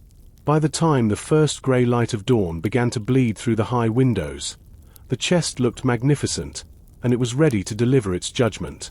Leif packed his tools, his hands shaking with exhaustion and nerves. As he walked out, he saw the mist beginning to swirl outside the doors. Somewhere in those shadows, the real Sigurd and Eric were moving into position. The great hall was a sea of faces. Every man, woman, and child of Hunda had squeezed into the warm, smoky room. The torches along the walls sputtered, their light reflecting off the polished wood of the sacred chest. At the front of the room, Vane stood tall. He wore his finest silks, and his red cloak flowed behind him like a river of blood. People of Hunda. Vane's voice boomed, silencing the whispers. For 2 years, we have weathered the storms and the mist together. Today, I take the crown of the first mariner to prove that my blood and the sea are one. Let the winter begin, for we are led by the true line of Sigurd. Leif stood near the front, his hands tucked into his sleeves. He saw Eric and Ingrid in the crowd, their faces pale but determined. Beneath the high throne, in the shadows of the ice tunnels, he knew the real Jarl was waiting. Vane turned to the chest. He reached for the heavy iron lid. He expected to find it locked, intending to call for the lost key as a dramatic final act. But as his fingers brushed the oak, the lid creaked open. A collective gasp rippled through the hall. Vane hesitated for a fraction of a second, his eyes darting toward Leif. But the greed in his heart was stronger than his caution. He reached inside and pulled out the crown of the first mariner. The ancient iron was cold, and the 3 large stones of amber set into its front glowed with a faint, internal light. He raised the crown high above his head. Behold! As he lowered the crown onto his brow, the air in the room seemed to turn frigid. The moment the metal touched his skin, the amber stones did not glow brighter. Instead, a dark, oily shadow began to swirl inside the gems. Within seconds, the brilliant orange turned to a void of deepest black. The crowd surged back, a low murmur of horror rising from the tables. A curse! Someone cried. The stones are dead. Vane ripped the crown from his head, his face contorted in a mask of rage and fear. It is a trick. The woodcarver has poisoned the metal. It is no trick. Vane. A deep, resonant voice echoed from behind the throne. The real Jarl Sigurd stepped out from the shadows. He had washed the dust from his face, and though he was thin and scarred, his eyes held a fire that no impostor could mimic. He wore no silk, only the torn blue cloak of his ancestors. In his hand, he held the silver ring with the sea hawk. The sea does not lie, Sigurd said, walking slowly toward the dais. And the iron of our fathers does not recognize a murderer. Vane reached for his axe, but Eric was faster. The fisherman stepped forward, his heavy spear leveled at Vane's chest. Behind him, a dozen older hunters stood up, their hands on their own blades. They looked from the man in red to the man in blue, and in the silence of the hall, the truth became as clear as sunlight. Vane looked at his own guards. They did not move to help him. They dropped their spears, their eyes fixed on the black amber of the crown. The impostor slumped, the strength leaving his legs. He was no longer a Jarl. He was just a thief caught in the light. Sigurd took the crown from the floor. He placed it upon his own head. Instantly, the black shadow within the amber vanished, replaced by a radiant, golden glow that filled the front of the hall. "The mist is gone," Ingrid whispered, pointing to the high windows. Leif looked up. Outside, for the first time in weeks, the grey wall was breaking. The wind had shifted, blowing the fog out to sea. A single beam of morning sun pierced through the glass, landing directly on the golden amber. The village of Hunda erupted in a roar of cheers. Leif felt a hand on his shoulder. It was the Jarl. "You did more than fix a chest, Leif," Sigurd said, his voice thick with emotion. "You carved a path for the truth to return." Leif smiled and looked down at his rough, oil-stained hands. He was just a woodcarver, but he knew that sometimes the smallest key is the only thing that can open the heaviest door. The morning after the great revelation was silent, but it was a different silence than the one the mist had brought.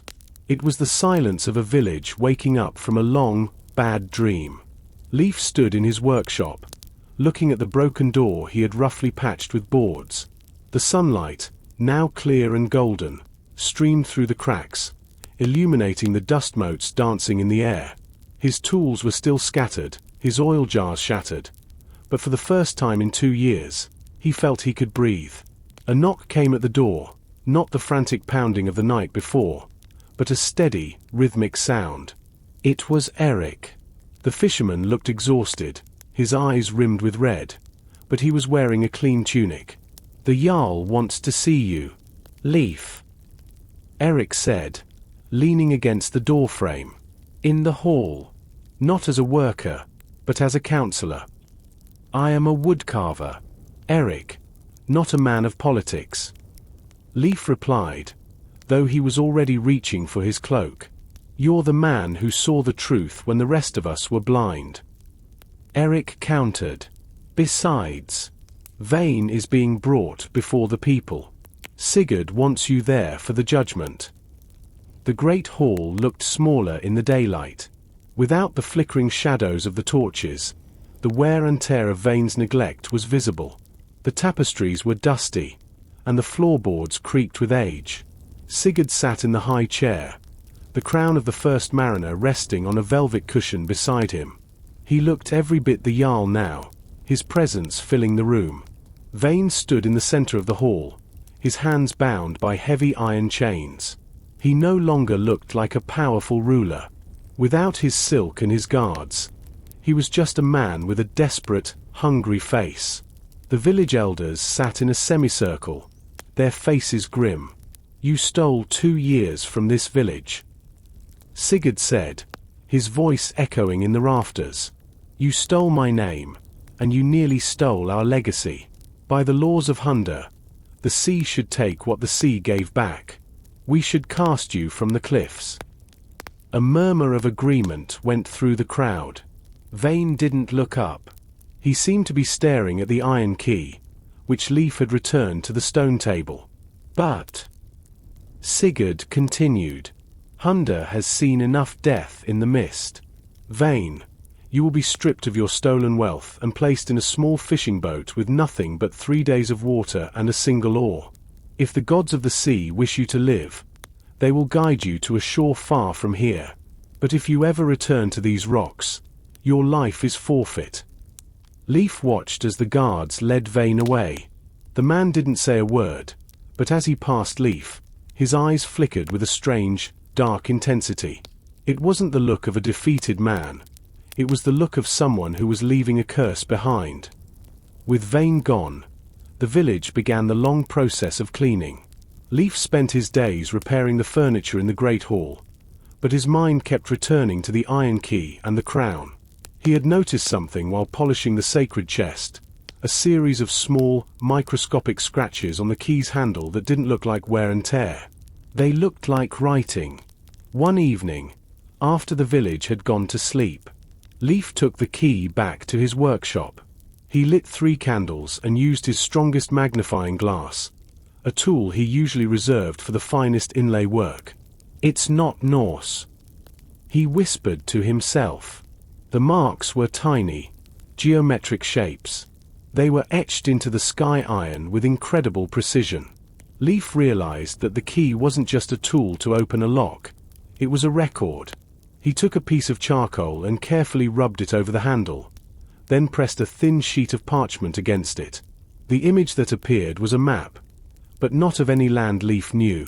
It showed a series of jagged islands arranged in a circle, with a mountain in the center that looked like a jagged tooth. Below the map were 3 words in a language that sounded like the wind through the pines when spoken aloud. "The Iron Isles," Leif murmured. He remembered the stories Rolf the sea captain had told about the merchants from the east. They spoke of a place where the mountains were made of metal and the forge fires never went out. If the key was made of sky iron, and the sky iron came from these isles, then the crown of the first mariner was linked to a world much larger than Hunda. He was so absorbed in the map that he didn't hear the door open. A cold draft blew the candles, and Leif instinctively reached for his knife. "Peace, Leif," a voice said. It was Ingrid. She was wrapped in a travel cloak, her face pale in the dim light. "My father sent me. He hasn't slept. He says the crown is speaking to him." Leif frowned, looking at the parchment. "Speaking? How?" "He says when he wears it, he hears the sound of hammers," Ingrid said, her voice trembling. "He sees the same mountain you've drawn there on your table. He thinks the crown is calling for its home. He fears that Vane wasn't just a thief, he was a scout. And if Vane doesn't return to those who sent him, they will come looking for what he failed to steal." Leif looked at the charcoal rubbings. The mystery of the missing key was solved, but a much larger shadow was beginning to fall over the cliffs of Hunda. The charcoal rubbing sat on Leif's workbench like a dark omen. Ingrid stood beside him, her breath hitching as she traced the geometric lines that had been hidden on the sky iron key. The morning sun was bright, but the air in the workshop felt strangely heavy. The map didn't depict the familiar fjords or the jagged coastlines of their Norse homelands. It showed a perfectly circular archipelago, a geometry that felt unnatural, as if the islands themselves had been forged rather than grown from the sea floor. "My father speaks of a forge that never sleeps," Ingrid whispered, her eyes fixed on the central peak of the map. "He says the crown hums when he nears the eastern windows of the hall. It's a vibration, Leif, not just in the metal, but in his very bones." He believes the crown isn't just a symbol of Hunda, it's a piece of something much larger, something stolen from that place. Leif picked up his finest chisel, turning it over in his hand. "Vane wasn't just a drifter who looked like your father, was he? To have a key of sky iron, to know exactly which chest held the crown, he was sent here." "But by whom?" Ingrid asked. "The merchants from the east bring silk and spices, not ancient artifacts of iron and amber. Maybe the merchants are just the mask," Leif suggested. He looked at the 3 words at the bottom of the parchment. He had spent the last hour trying to decipher their phonetics. They didn't follow the soft vowels of the southern tongues. They were harsh, clicking sounds. If Vane was a scout, his exile yesterday might have been exactly what he wanted. "We gave him a boat and an oar. We pointed him toward the horizon." Leif felt a cold knot of guilt. By following the law of the sea, they might have allowed the thief to carry word back to his masters. He gathered the charcoal rubbings and the parchment. "We need to show this to Bjorn. If anyone knows the secrets of metal and the stories of the great forges, it's the man who spends his life at the anvil." They walked through the village, which was bustling with the energy of reconstruction. Men were hauling timber to repair the great hall's roof, and women were drying fish for the coming winter. But as they approached the forge, The rhythmic sound of Bjorn's hammer was missing. The forge was silent. Bjorn was standing outside, staring toward the eastern horizon where the sea met the sky. He didn't turn when they approached. He simply pointed a soot-stained finger toward the edge of the world. "The wind has changed," Bjorn said, his voice a low growl. "It smells of coal and sulfur. Not the clean smoke of wood, but the heavy, choking soot of a mountain on fire. Look there, Leif, past the great rock." Leif squinted against the glare of the water. Far out, where the blue of the sea turned to a hazy gray, a single black speck was visible. It wasn't the square sail of a longship or the triangular sail of a trader. It was a tall, dark pillar of smoke, rising straight up into the air, defying the coastal breeze. "It's moving against the wind," Ingrid noticed, her voice trembling. "How can a ship move against the wind without oars?" "It's not moving by wind or muscle," Bjorn said, finally turning to look at the map in Leif's hand. He glanced at the charcoal rubbing and his face went pale. "That mountain in the center, the Iron Teeth. My grandfather told me of ships that breathe fire and eat the sea. I thought they were just stories to scare apprentices. I was wrong." The arrival of the smoke pillar cast a new shadow over Hunda. Jarl Sigurd ordered the watchtowers to be manned day and night. The celebration of his return had vanished, replaced by a grim, silent preparation. The village was no longer just fixing what was broken. They were building defenses. Eric led teams of men into the forest to cut the thickest pine logs for barricades, while Bjorn worked his forge until the late hours, turning every scrap of iron into spearheads and arrow tips. Leif, however, found himself drawn back to the great hall.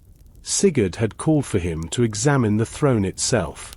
If the crown is a piece of a larger puzzle, Sigurd had reasoned, perhaps the hall is more than just a house. Leif spent his time on his hands and knees, moving aside the heavy fur rugs and scraping away layers of old wax and dirt from the floorboards.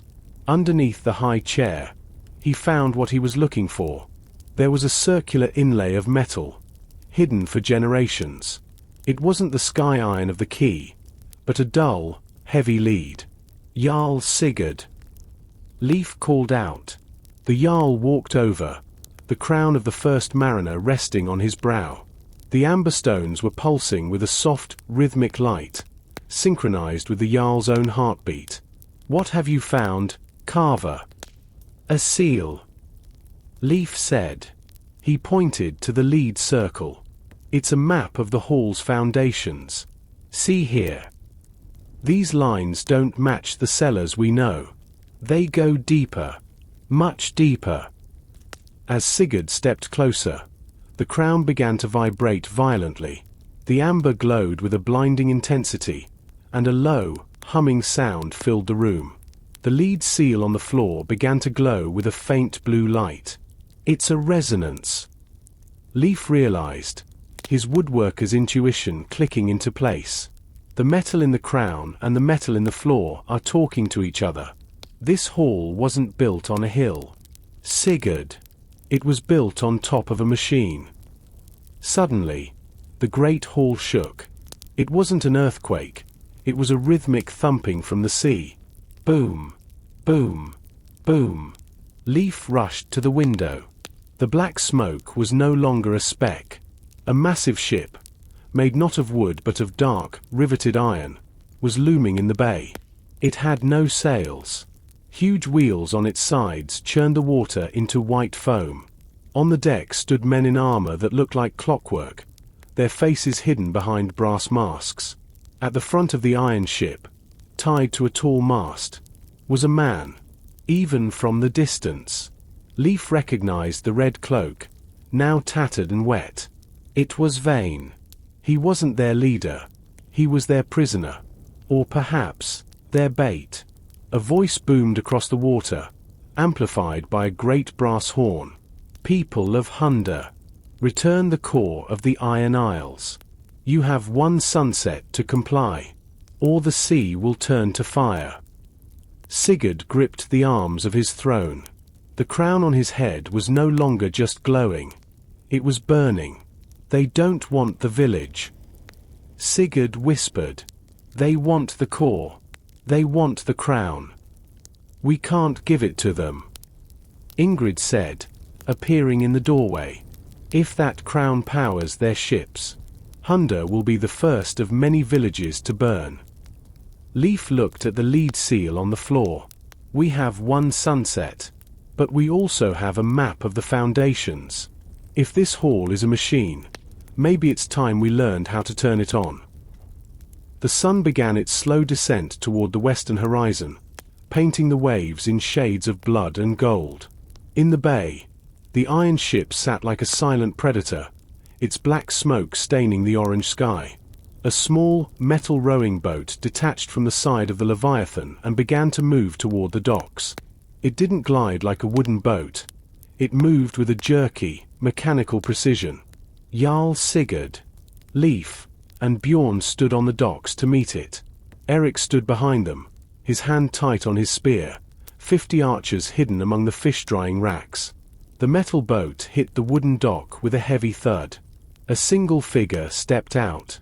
He was dressed in a stiff, charcoal-colored uniform with silver buttons. He wore a mask that resembled a hawk, but made of cold, polished brass. He didn't carry a sword, but a long, thin rod that hummed with a strange blue light.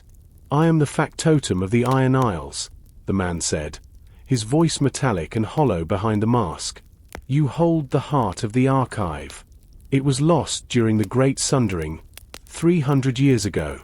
Your ancestor, the first mariner, was a thief of the highest order. The first mariner was a hero who saved our people from a dying land." Sigurd shouted, his hand resting on the hilt of his sword.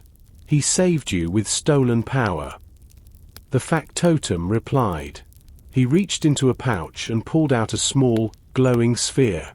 He tossed it onto the wooden planks of the dock. The sphere began to spin, projecting a flickering image into the air. It was a recording. It showed the Iron Isles as they once were, not a jagged archipelago, but a magnificent, floating city of metal and light. Then, it showed a man in Viking furs, the first mariner, sneaking into a great vault and pulling the crown from a pedestal.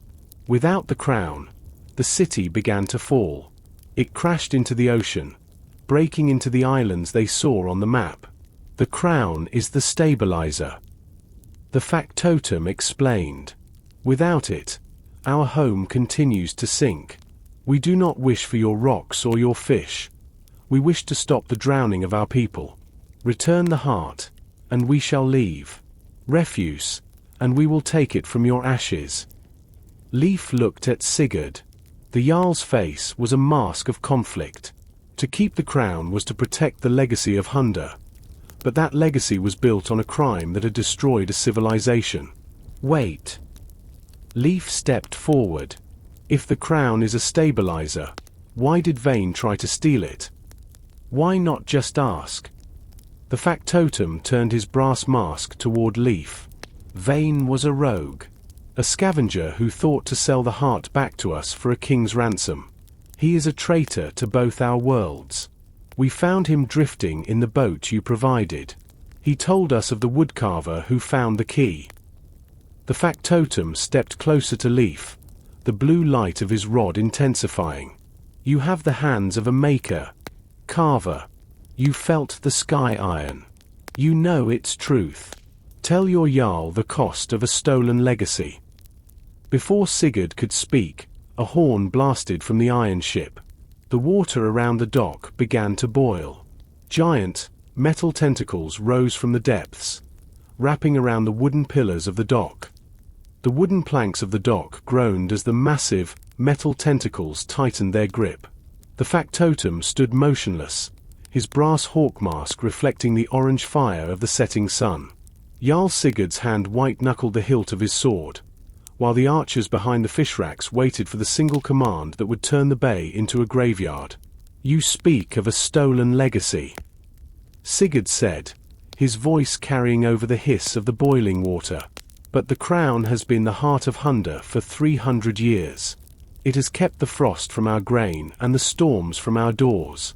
To give it back is to sentence my people to the very drowning you claim to flee." The factotum tilted his head. "The crown does not keep the frost away. It is a thermal regulator designed for a city of millions. You are using a mountain's heart to light a campfire. It is inefficient. It is wasteful." Leif stepped forward, ignoring Eric's warning hiss. He looked at the factotum's glowing rod. "You say it's inefficient. But the crown isn't just sitting in a box. It's bonded to this island. When Sigurd wears it, the amber stones pulse with his blood. If you rip it away, the sudden loss of heat will shatter the cliffs. Hunda won't just freeze, it will crumble." The factotum hesitated. For the first time, the hollow, metallic voice wavered. Our sensors indicated a parasitic bond, but we did not realize the integration was so deep. The first mariner must have modified the interface. He was a woodcarver's son. Leif said, a sudden realization striking him. He didn't just steal it.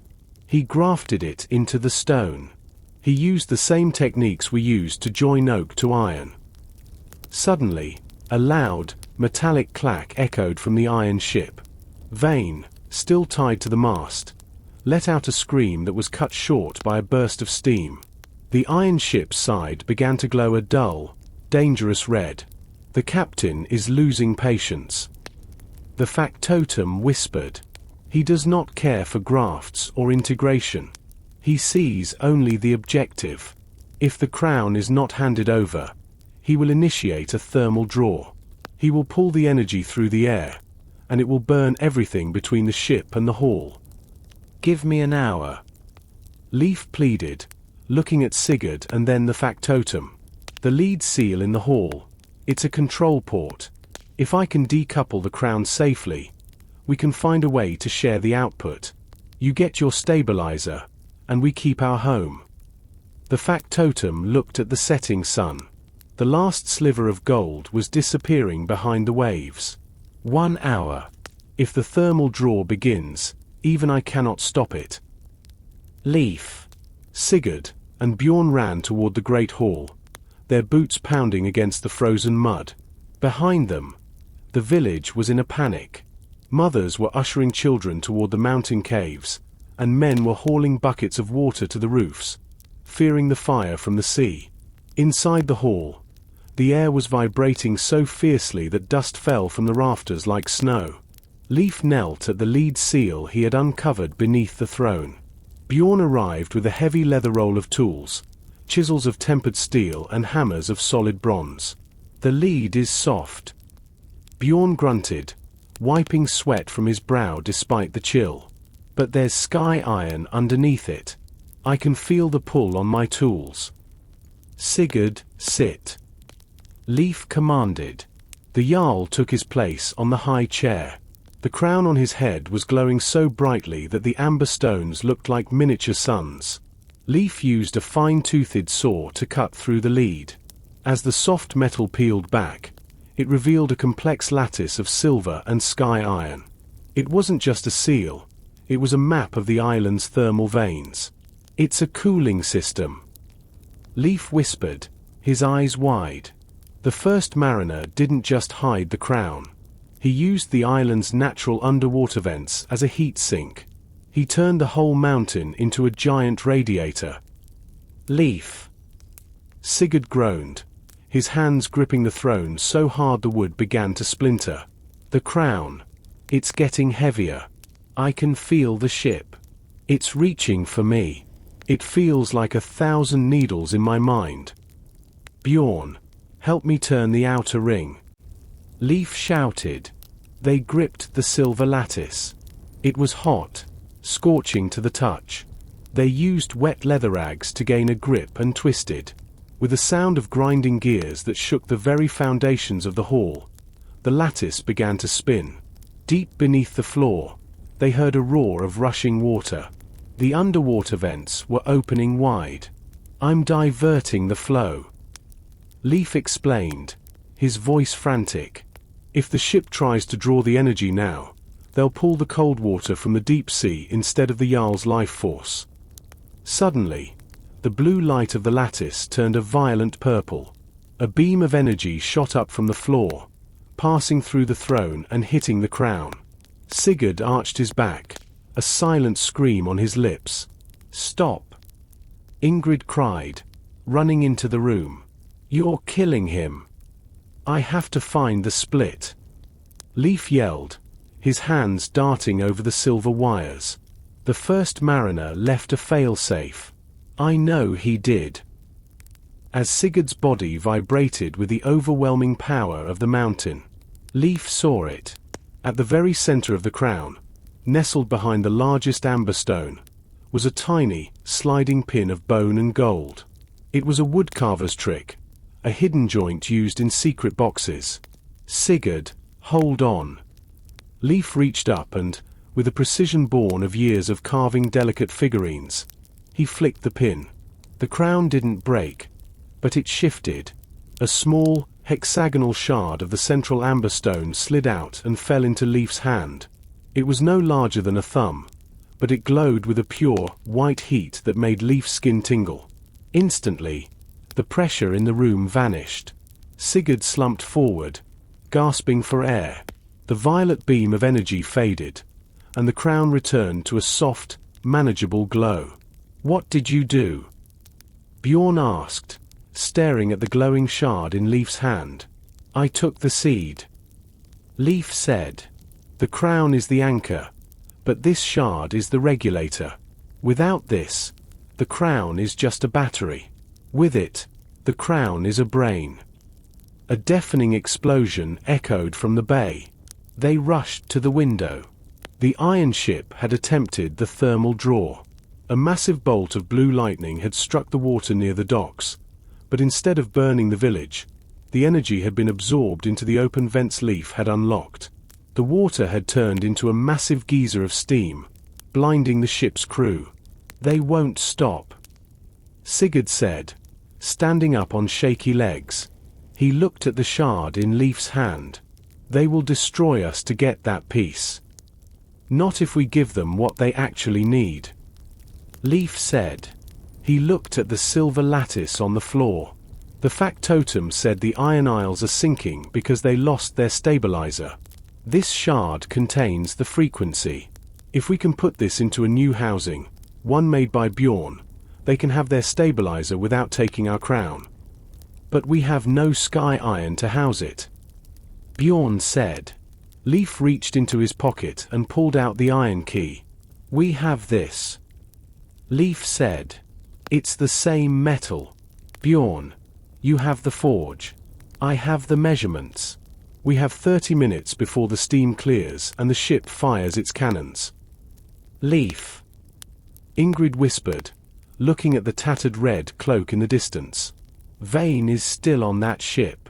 If he sees us helping them, he will try to ruin it. Then we make sure the gift is delivered by someone he fears." Leif replied, "Eric, get the fast boat ready. We're going to the iron ship." The forge was a roar of heat and desperation. Outside, the village was a ghost town. Every soul not holding a weapon was huddled in the deep mountain caves. Bjorn stood before his furnace, his skin glistening with sweat that evaporated almost as soon as it formed. In his heavy tongs, he held the sky iron key. The metal didn't glow red like normal iron. It turned a shimmering, translucent violet, as if it were holding a piece of the night sky within its atoms. "It's stubborn," Bjorn grunted, his muscles bulging as he brought his heaviest hammer down. The sound was musical, a high-pitched ring that vibrated in Leif's teeth. This metal wasn't born in the earth. "Leif, it doesn't want to change its shape for a mortal man." Leif stood at the workbench, his hand steady despite the literal ground shaking beneath him as the iron ship fired a warning shot into the cliffs. The blast sent a shower of stone down onto the docks, but the village remained silent. "Don't fight the metal, Bjorn," Leif said, his eyes fixed on the amber shard. The sky iron is a lattice. It's like wood grain. You have to follow the flow of the starfire. Look at the patterns I found on the handle. The geometric lines. Strike where the lines intersect. Bjorn wiped his brow and adjusted his grip. He closed his eyes for a heartbeat, feeling the grain of the celestial metal. He struck again, not with brute force, but with a rhythmic, pulsing precision. Under his hammer, the key began to flatten and curl, forming a delicate, hexagonal cage. Leif stepped forward with a pair of fine silver tweezers. He picked up the glowing shard. The heat was intense, singeing the hair on his arms. Carefully, he lowered the amber into the center of the sky iron cage. As the two materials touched, a soft blue spark jumped between them. The cage snapped shut, the iron tendrils wrapping around the amber like the fingers of a protective hand. "It's done," Leif whispered. The device in his hand was no larger than an apple, but it hummed with a power that made the air smell of ozone and rain. The resonance engine. It's a copy of the crown's heart, but tuned to the frequency of the iron isles. "Eric is waiting at the cove," Bjorn said, gasping for air. "But the steam from the vents is clearing. The factotum's ship will see you the moment you leave the shadows of the rocks.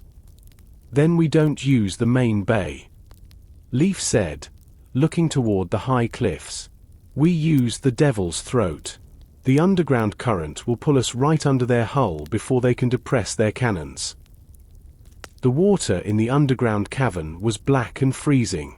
Leif and Eric sat in a small, narrow skiff made of light birch and waterproofed sealskin. Eric held the oars, but he wasn't rowing.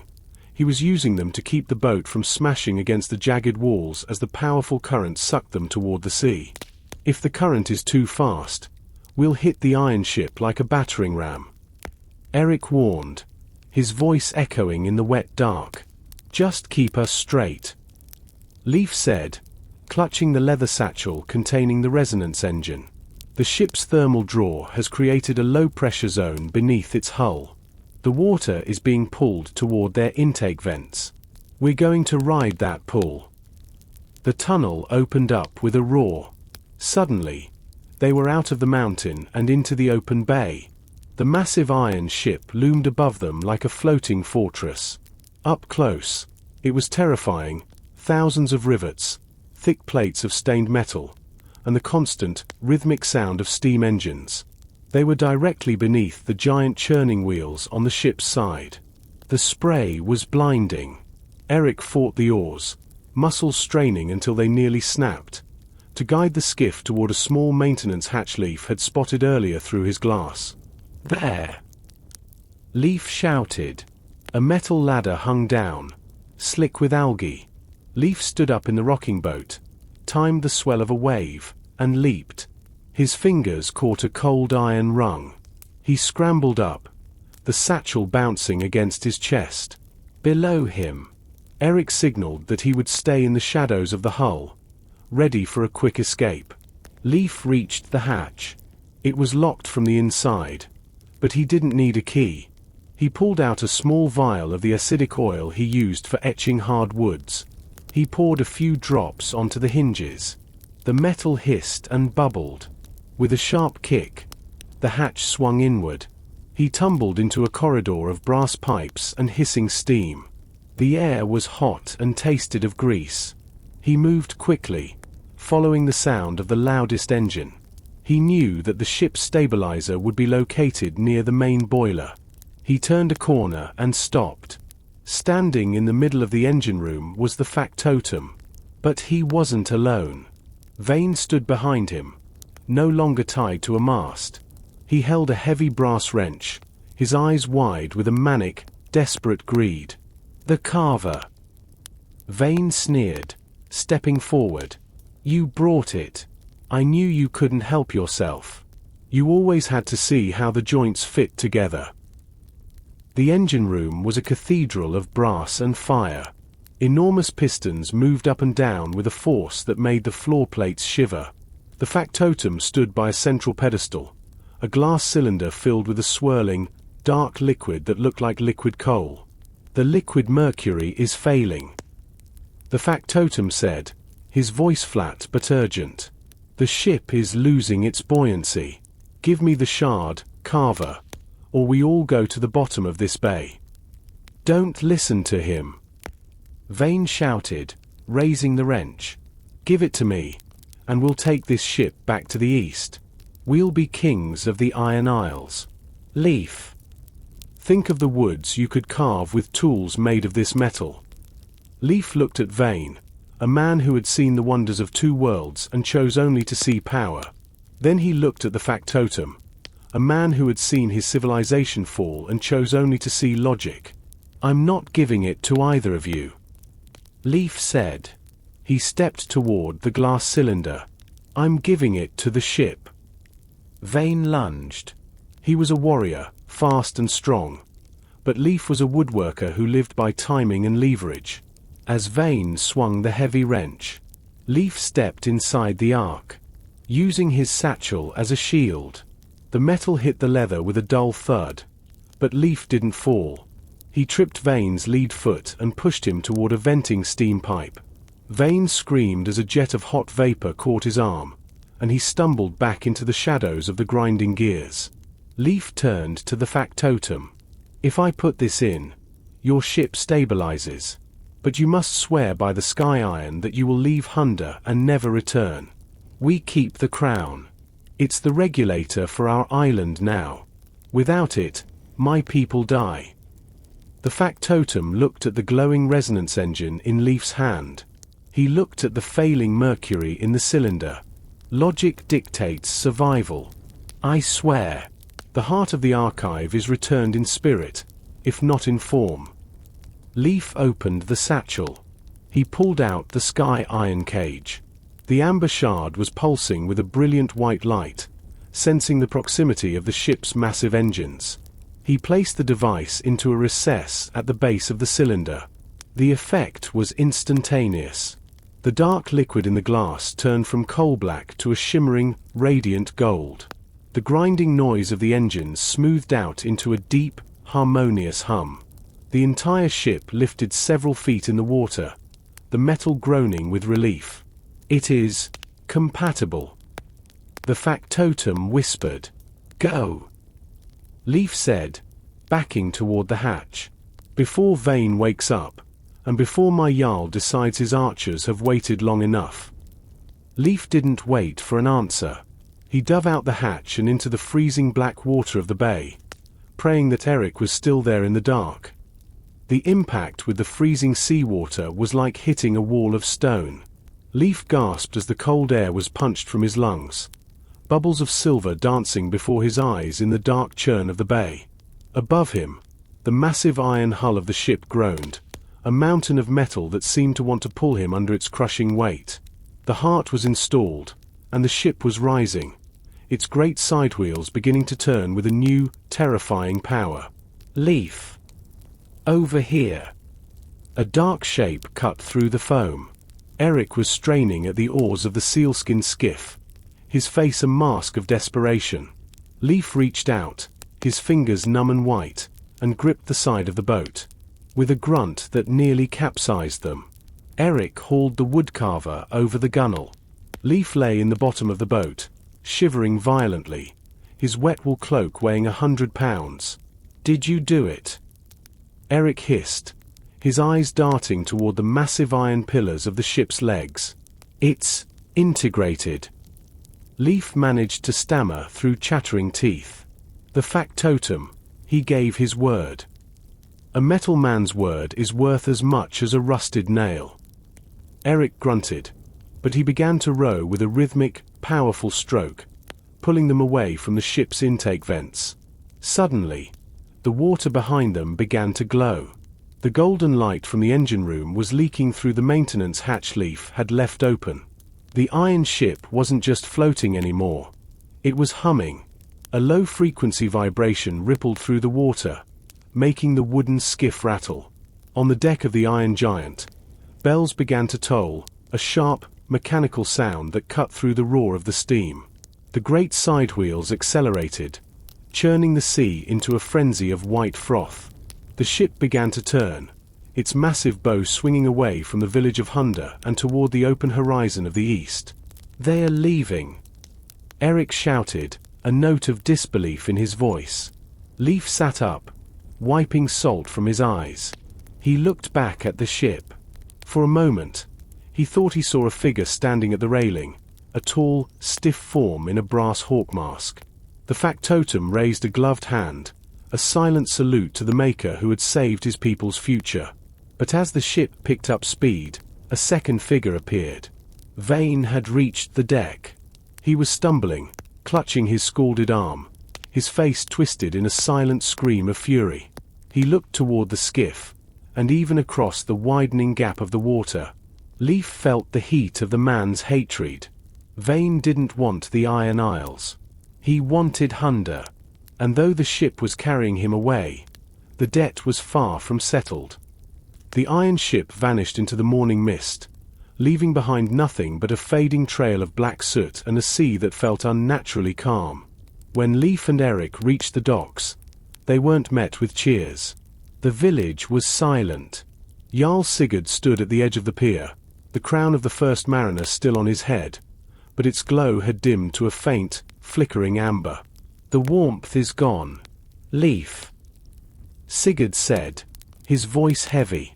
He looked tired, his skin pale in the grey light of dawn.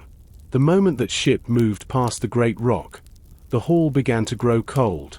"The vents you opened, they aren't pulling heat anymore. They're just letting in the frost."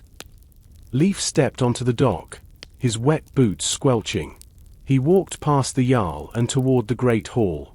He didn't need to be told. He could feel it in the air. The resonance had been broken. By creating the copy for the factotum, he had split the power of the island. Inside the hall, the silver lattice in the floor was dull and grey. Bjorn was kneeling beside it, his tools packed away. "We saved the village from the fire, Carver," the blacksmith said without looking up. "But I think we've invited the ice." Leif knelt down and touched the silver wires. They were freezing. The sky iron, once so vibrant and full of starfire, now felt like common lead. He realized then that the first mariner's graft had been a delicate balance.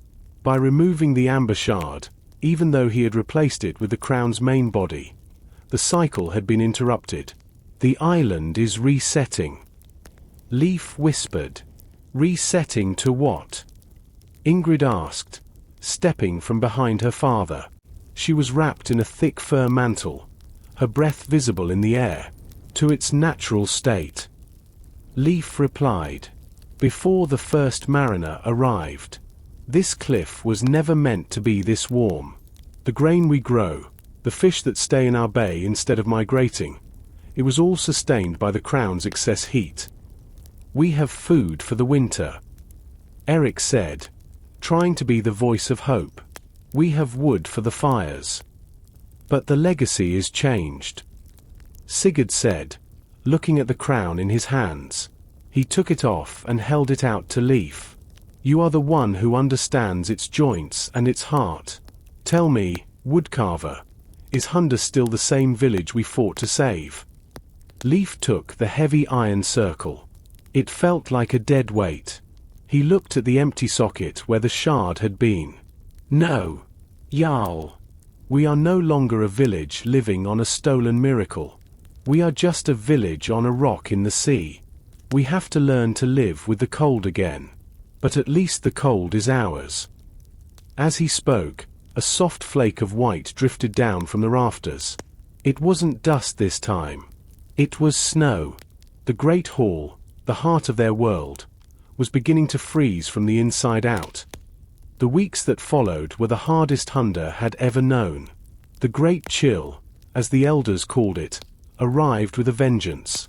The bay, once kept clear by the underwater vents, began to choke with shards of ice. The crops in the high fields withered under a sudden, deep frost. The village had to adapt, and they had to do it fast. Leif moved his workshop into the great hall itself. With the Jarl's permission, He set up his bench near the central fire pit. He wasn't carving bowls or decorative dragons anymore. He was working on something far more practical. It's a heat exchange box. Leif explained to Bjorn, who was helping him forge small copper pipes. If we can't use the crown to heat the whole mountain, we can use the small amount of resonance left in the sky iron to heat the water in these pipes. We run the pipes through the walls of the houses. Bjorn nodded, his hammer rhythmically tapping a copper sheet. It's woodcarver's logic applied to plumbing. I like it. But we don't have enough sky iron left. We used the key to make the factotum's engine. We don't need sky iron for the whole thing. Leif said, holding up a small, thin shaving of the celestial metal he had saved from the forge floor. We only need a spark. The rest can be copper and stone. As they worked, Ingrid often sat by the fire, helping Leif map out the village's new layout. She had a keen mind for geography, and together they were designing a new Hunda, a village built for the cold, with houses huddled together for warmth, connected by the pipes Leif was designing. One afternoon, while Leif was polishing a copper joint, a young apprentice ran into the hall. Leif. Jarl Sigurd. Something has washed up on the north beach. It's not ice. Leif and the Jarl hurried to the shore. There, tangled in the kelp and half buried in the snow, was a wooden crate. It was made of a dark, heavy wood Leif didn't recognize, teak from the far south. On the lid was a brand he knew all too well, the seal of the Iron Isles. Sigurd used his sword to pry the lid open. Inside, nestled in dry straw, were dozens of small, glowing glass spheres. Beside them lay a scroll of metal foil. Leif picked up the foil. It was etched with the same geometric script he had seen on the key. He didn't need a magnifying glass to read the factotum's parting gift. A debt acknowledged is a debt paid. These are everlights. They do not provide the heat of a mountain, but they will light your lanterns for 100 years without oil. Use them to see through the mists of your new world. The factotum. Leif looked at the glowing spheres. They were beautiful, pulsing with a soft, steady white light. He looked at Sigurd, who was smiling for the first time in a month. We may be cold, Leif. The Jarl said. But we will never be in the dark again. But as Leif reached for another sphere, he noticed something at the bottom of the crate. A single, jagged piece of red fabric. A scrap of a cloak. Vane had not forgotten.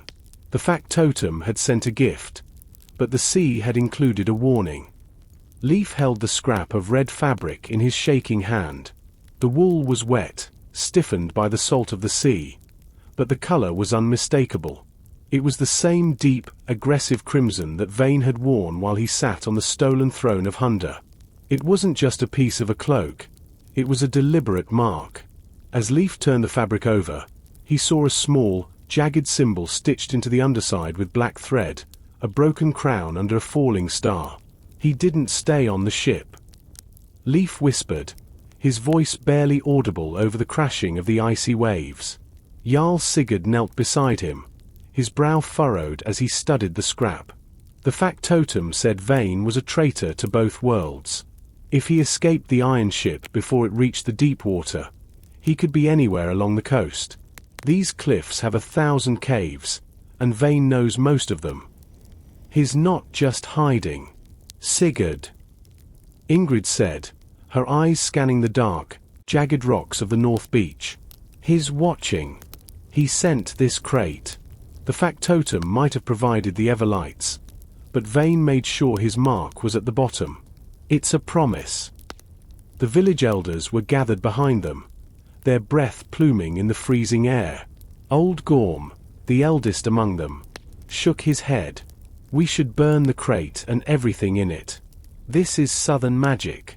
Jarl. We traded our warmth for these witchlights, and now the man who nearly destroyed us is haunting our shores like a Drager. We cannot burn what we need to survive. Gorm. Sigurd countered, standing tall. His hand rested on the hilt of his sword. but his gaze was on the village. Hunda was dying of the cold. The great chill was sucking the life out of their homes. Leif, take the spheres to the hall. Begin the installation. If Vane is out there, he will find a village that refuses to go dark. Leif gathered the glowing glass spheres. They felt warm, not the burning heat of the crown, but a steady, gentle vibration that hummed in his palms. He didn't tell Gorm that he felt a strange kinship with these objects. They were crafted with a precision he spent his life trying to emulate in wood. As they walked back toward the village, Leif noticed a set of footprints in the snow, leading away from the north beach toward the Devil's Throat cavern. They were heavy and uneven, as if the person was dragging one leg. Vane was injured from the steam explosion, but he was alive, and in the silence of the great chill, a wounded animal is often the most dangerous.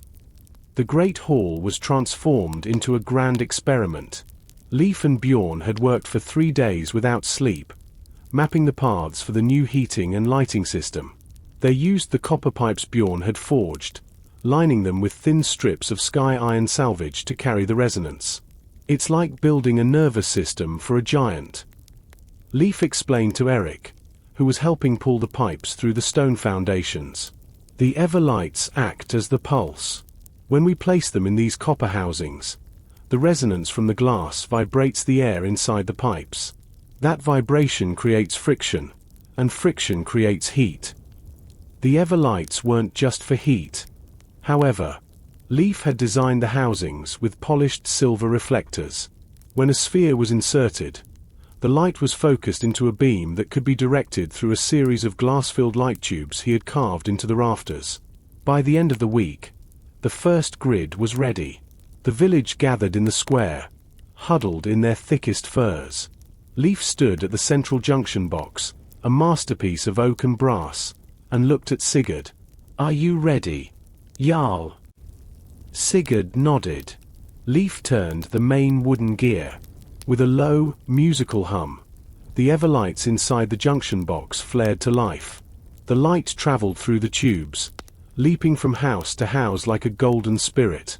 Within minutes, the village of Hunda was bathed in a soft, amber glow that defied the winter gloom. But it wasn't just the light. People began to touch the walls of their homes. The ice that had been creeping up the stones began to melt, turning into trickles of water that hissed against the frozen ground. A cheer went up, a sound of genuine joy that hadn't been heard since before the mist arrived. "You've done it, Leif," Ingrid said, standing beside him. Her face was illuminated by the golden beams. "You've given us a future." Leif smiled, but his eyes drifted toward the dark woods beyond the village. The light was beautiful, but it had a side effect. It made the village a target to anyone hiding in the dark. Hunda now looked like a beacon of stolen fire, and the red scrap in his pocket felt heavier than ever. The peace of the new light lasted only 4 days. On the 5th night, Leif was awoken by a sound that made his blood run colder than the great chill. It was the sound of metal screaming, the high-pitched screech of copper being twisted by force. He grabbed his lantern and ran toward the great hall. The light in the square was flickering, the steady amber pulse now erratic and dim. When he reached the main junction box, he found the wooden casing smashed to splinters. The copper pipes had been wrenched from their stone moorings, and the everlights were gone. "Sigurd! Eric!" Leif shouted, his voice echoing in the freezing night. He knelt by the ruins of his work. This wasn't the work of a clumsy thief. The pipes hadn't just been broken, they had been cut at the exact points where the resonance was strongest. Someone understood the system. A trail of glowing liquid, the star fluid from inside the everlights, dripped across the snow, leading toward the village well. Leif followed it, his heart pounding. When he reached the well, he saw a figure standing over the edge. It was Vane. He looked horrific. His red cloak was a tattered rag, and the skin on the side of his face was a map of angry, red scars from the steam. He held the missing everlights in a sack, the glass clinking together like frozen teeth. "You thought you could replace me with toys, carver." Vane's voice was a jagged rasp. "You thought you could build a world of light while I rotted in the salt." "Vane, stop," Leif said, stepping forward slowly. "The village is freezing. If you destroy those lights, people will die." "Good." Vane spat. He pulled a heavy, iron-bound flask from his belt. "The factotum gave you light, but he gave me something else. He called it absolute zero. A chemical waste from their engines. One drop in your well, and the water in your pipes won't just freeze, it will shatter like glass." Vane raised the flask over the well. The air around the container was so cold that the falling snow turned to ice crystals before they hit it. "If I can't have Hunda, then Hunda will be a tomb of ice." Vane snarled. Suddenly, an arrow whistled through the dark, thudding into Vane's shoulder. He roared in pain, the flask slipping from his fingers. Leif lunged forward, his hands reaching for the falling death. He caught the flask just inches from the water, the cold of the metal burning his palms like white-hot iron. Vane turned to flee, but he was cornered. Sigurd and a dozen guards emerged from the shadows, their spears leveled at the traitor's chest. "It ends here, Vane," Sigurd said, his voice as cold as the wind. But Vane didn't look afraid. He looked at the flask in Leif's hand and smiled. "The flask is leaking, woodcarver. Look at your hands." Leif looked down. The clear liquid was seeping through the cap, turning his skin a ghastly, translucent white. He couldn't feel his fingers. The cold was moving up his arms, turning his very bone to ice. The liquid absolute zero was not like water. It moved like a living shadow, devouring every spark of warmth it touched. Leif felt the sensation in his hands vanish instantly, replaced by a terrifying, hollow weight. The skin of his palms turned the color of old bone, and a fine layer of rime frost began to climb his wrists, crackling like breaking glass. "Leif, drop it!" Sigurd screamed, his sword forgotten as he rushed toward the woodcarver. "I can't!" Leif gasped, his breath coming in ragged, white plumes. "If it hits the well, it travels through the pipes. The whole village shatters." Vane laughed, a sound of pure madness. The woodcarver tries to hold the winter in his hands. "You're already dead, Leif. Your hands will be the first things to break." Leif's mind raced through the patterns of wood and iron he had studied all his life. He knew that to stop a crack from spreading in a plank, you had to drill a hole at its end. To stop a fire, you took away the air. To stop this cold, he needed a heat source that wasn't biological. He needed the resonance. With a desperate, clumsy movement, Leif shoved his frozen hands, and the leaking flask, into the bag of stolen Everlights Vane had dropped. The reaction was violent. The Everlights, built from the stable energy of the Iron Isles, fought against the entropic cold of the absolute zero. A blinding flash of violet light erupted from the bag, followed by a shockwave of heat that knocked Sigurd and the guards backward. The snow for 10 feet around Leif turned instantly to steam, creating a localized fog so thick it hid the stars. When the steam cleared, Leif was on his knees. The flask was gone, neutralized by the surge of light. The Everlights in the bag were shattered, their glowing fluid spent. Leif looked at his hands. They were no longer white, but a bruised, angry red, pulsing with a pain that felt like 1,000 needles. He couldn't move his fingers. "He's alive!" Ingrid cried, throwing her cloak over his shivering shoulders. Sigurd stood over Vane, who had been thrown against the stones of the well by the blast. The traitor was staring at Leif's hands with a look of stunned disbelief. "You chose them," Vane whispered, his voice failing. "You gave up your craft, for a village of fish smellers." "I gave up my hands to save my home," Leif said, his voice trembling but firm. You gave up your soul for a throne that never belonged to you. Sigurd didn't use his sword. He signaled to Eric and the guards. Take him to the devil's throat. Chain him to the rock where the tide comes in. If the sea gods want him, they can have him. If not, the cold will do the work the Iron Isle started. Vane was dragged away, his tattered red cloak trailing in the slush. But as the silence returned to the square, Leif looked at his stiff, damaged hands. The woodcarver of Hunda had saved the light, but the price was his ability to touch the world he had built. The days following the confrontation at the well were a blur of pain and slow recovery. Leif sat in the great hall, his hands wrapped in thick bandages soaked in herbal oils and whale fat. He watched from the sidelines as Bjorn and Ingrid worked to repair the shattered junction box. It's not sitting right. Leif. Bjorn called out, frustratedly trying to fit a copper pipe into a silver housing. The resonance is humming, but it's not flowing. Leif closed his eyes, visualizing the internal structure of the device. He could see the grain of the sky iron and the way the vibrations should ripple through the metal. The angle is wrong. Bjorn, you're fighting the flow. Tilt the housing 3 degrees to the left. The sky iron needs to catch the pulse of the remaining everlights like a sail catches the wind. Bjorn adjusted the piece. A soft, steady hum filled the room, and the pipes began to glow with a gentle warmth. That's it. How did you know? I can see it in my head.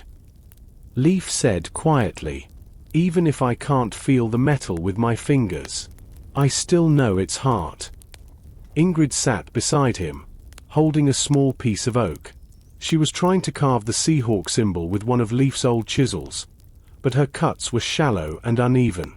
I'll never be as good as you. She sighed, looking at the splintered wood. You don't need to be me. Leif said, his heart aching as he looked at his bound hands. You have the sight. Ingrid, you understand how the pieces fit. That is the true gift of the carver. The hands are just the tools. Tools can be replaced. Knowledge stays. He spent the next few hours teaching her the 3-point join, a secret technique for connecting mismatched materials. He couldn't hold the chisel, but he could guide her voice.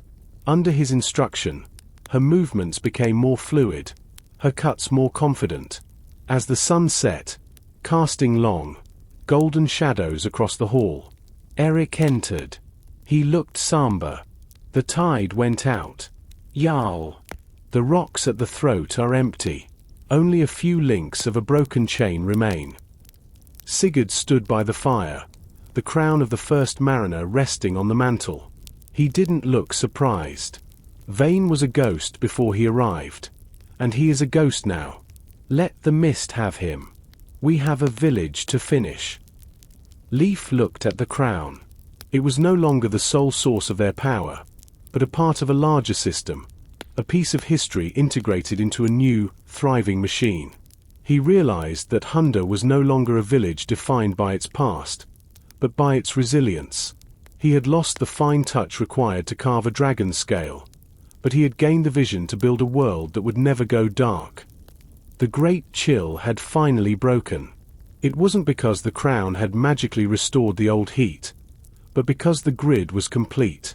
Hunda was now a marvel of the north, a village where the houses stayed warm in the deepest snow, and the streets were lit by the captured light of the stars. Leif stood on the cliff edge, looking out at the great sea. His hands were out of bandages now. They were scarred and stiff, and he would never again carve the delicate, paper-thin bowls that had made him famous. But in his right hand, he held a new tool, a heavy, brass-handled compass he had designed and Ingrid had built. The village below was bustling. Smoke rose from the chimneys, but it was the clean, white steam of the heat exchangers, not the heavy soot of coal. The children played in the square, no longer huddled in furs, their faces bright in the amber glow of the everlights. Thinking of the Iron Isles? Ingrid asked, joining him. She carried a new staff she had carved herself, a beautiful piece of ash wood inlaid with a sliver of sky iron. Thinking of the first mariner. Leif replied. He stole the crown to save his people from drowning. I broke the crown to save ours from freezing. I wonder if he'd be angry, or if he'd just be glad the key finally found a lock that mattered. Bjorn joined them, wiping grease from his hands. The new boilers are at full pressure. We've even started a greenhouse near the vents. We'll have fresh greens by midwinter. Leif. Think of that. Lettuce in a snowstorm. Sigurd approached them, wearing his simple wool cloak. He had placed the crown of the first mariner in a glass case in the center of the great hall. It was no longer a symbol of his right to rule, but a monument to the village's journey. The merchants are arriving from the south, Sigurd said, looking at the distant sails on the horizon. They've heard rumors of a village that glows like a fallen star. They want to trade silk for our warm pipes. They want to know the secret of the sky iron. The secret isn't the metal, Leif said, looking at his scarred hands and then at his friends. The secret is knowing that nothing is ever truly broken if you have the courage to find a new way to join the pieces. As the sun began to set, the village of Hunda flared to life. One by one, the houses lit up, creating a constellation of light against the darkening cliffs. The iron key that had started it all was now part of the main junction box, the heart of the eternal hearth. Leif turned away from the sea and walked back toward the warmth of the hall. He couldn't carve wood anymore, but he had carved a legacy. The mist was gone, the impostors were banished, and for the first time in generations, the people of Hunda weren't just surviving the winter, they were masters of it. The woodcarver of Hunda had found his masterpiece. It wasn't made of oak or pine, but of light, steam, and the unbreakable spirit of a village that refused to go cold.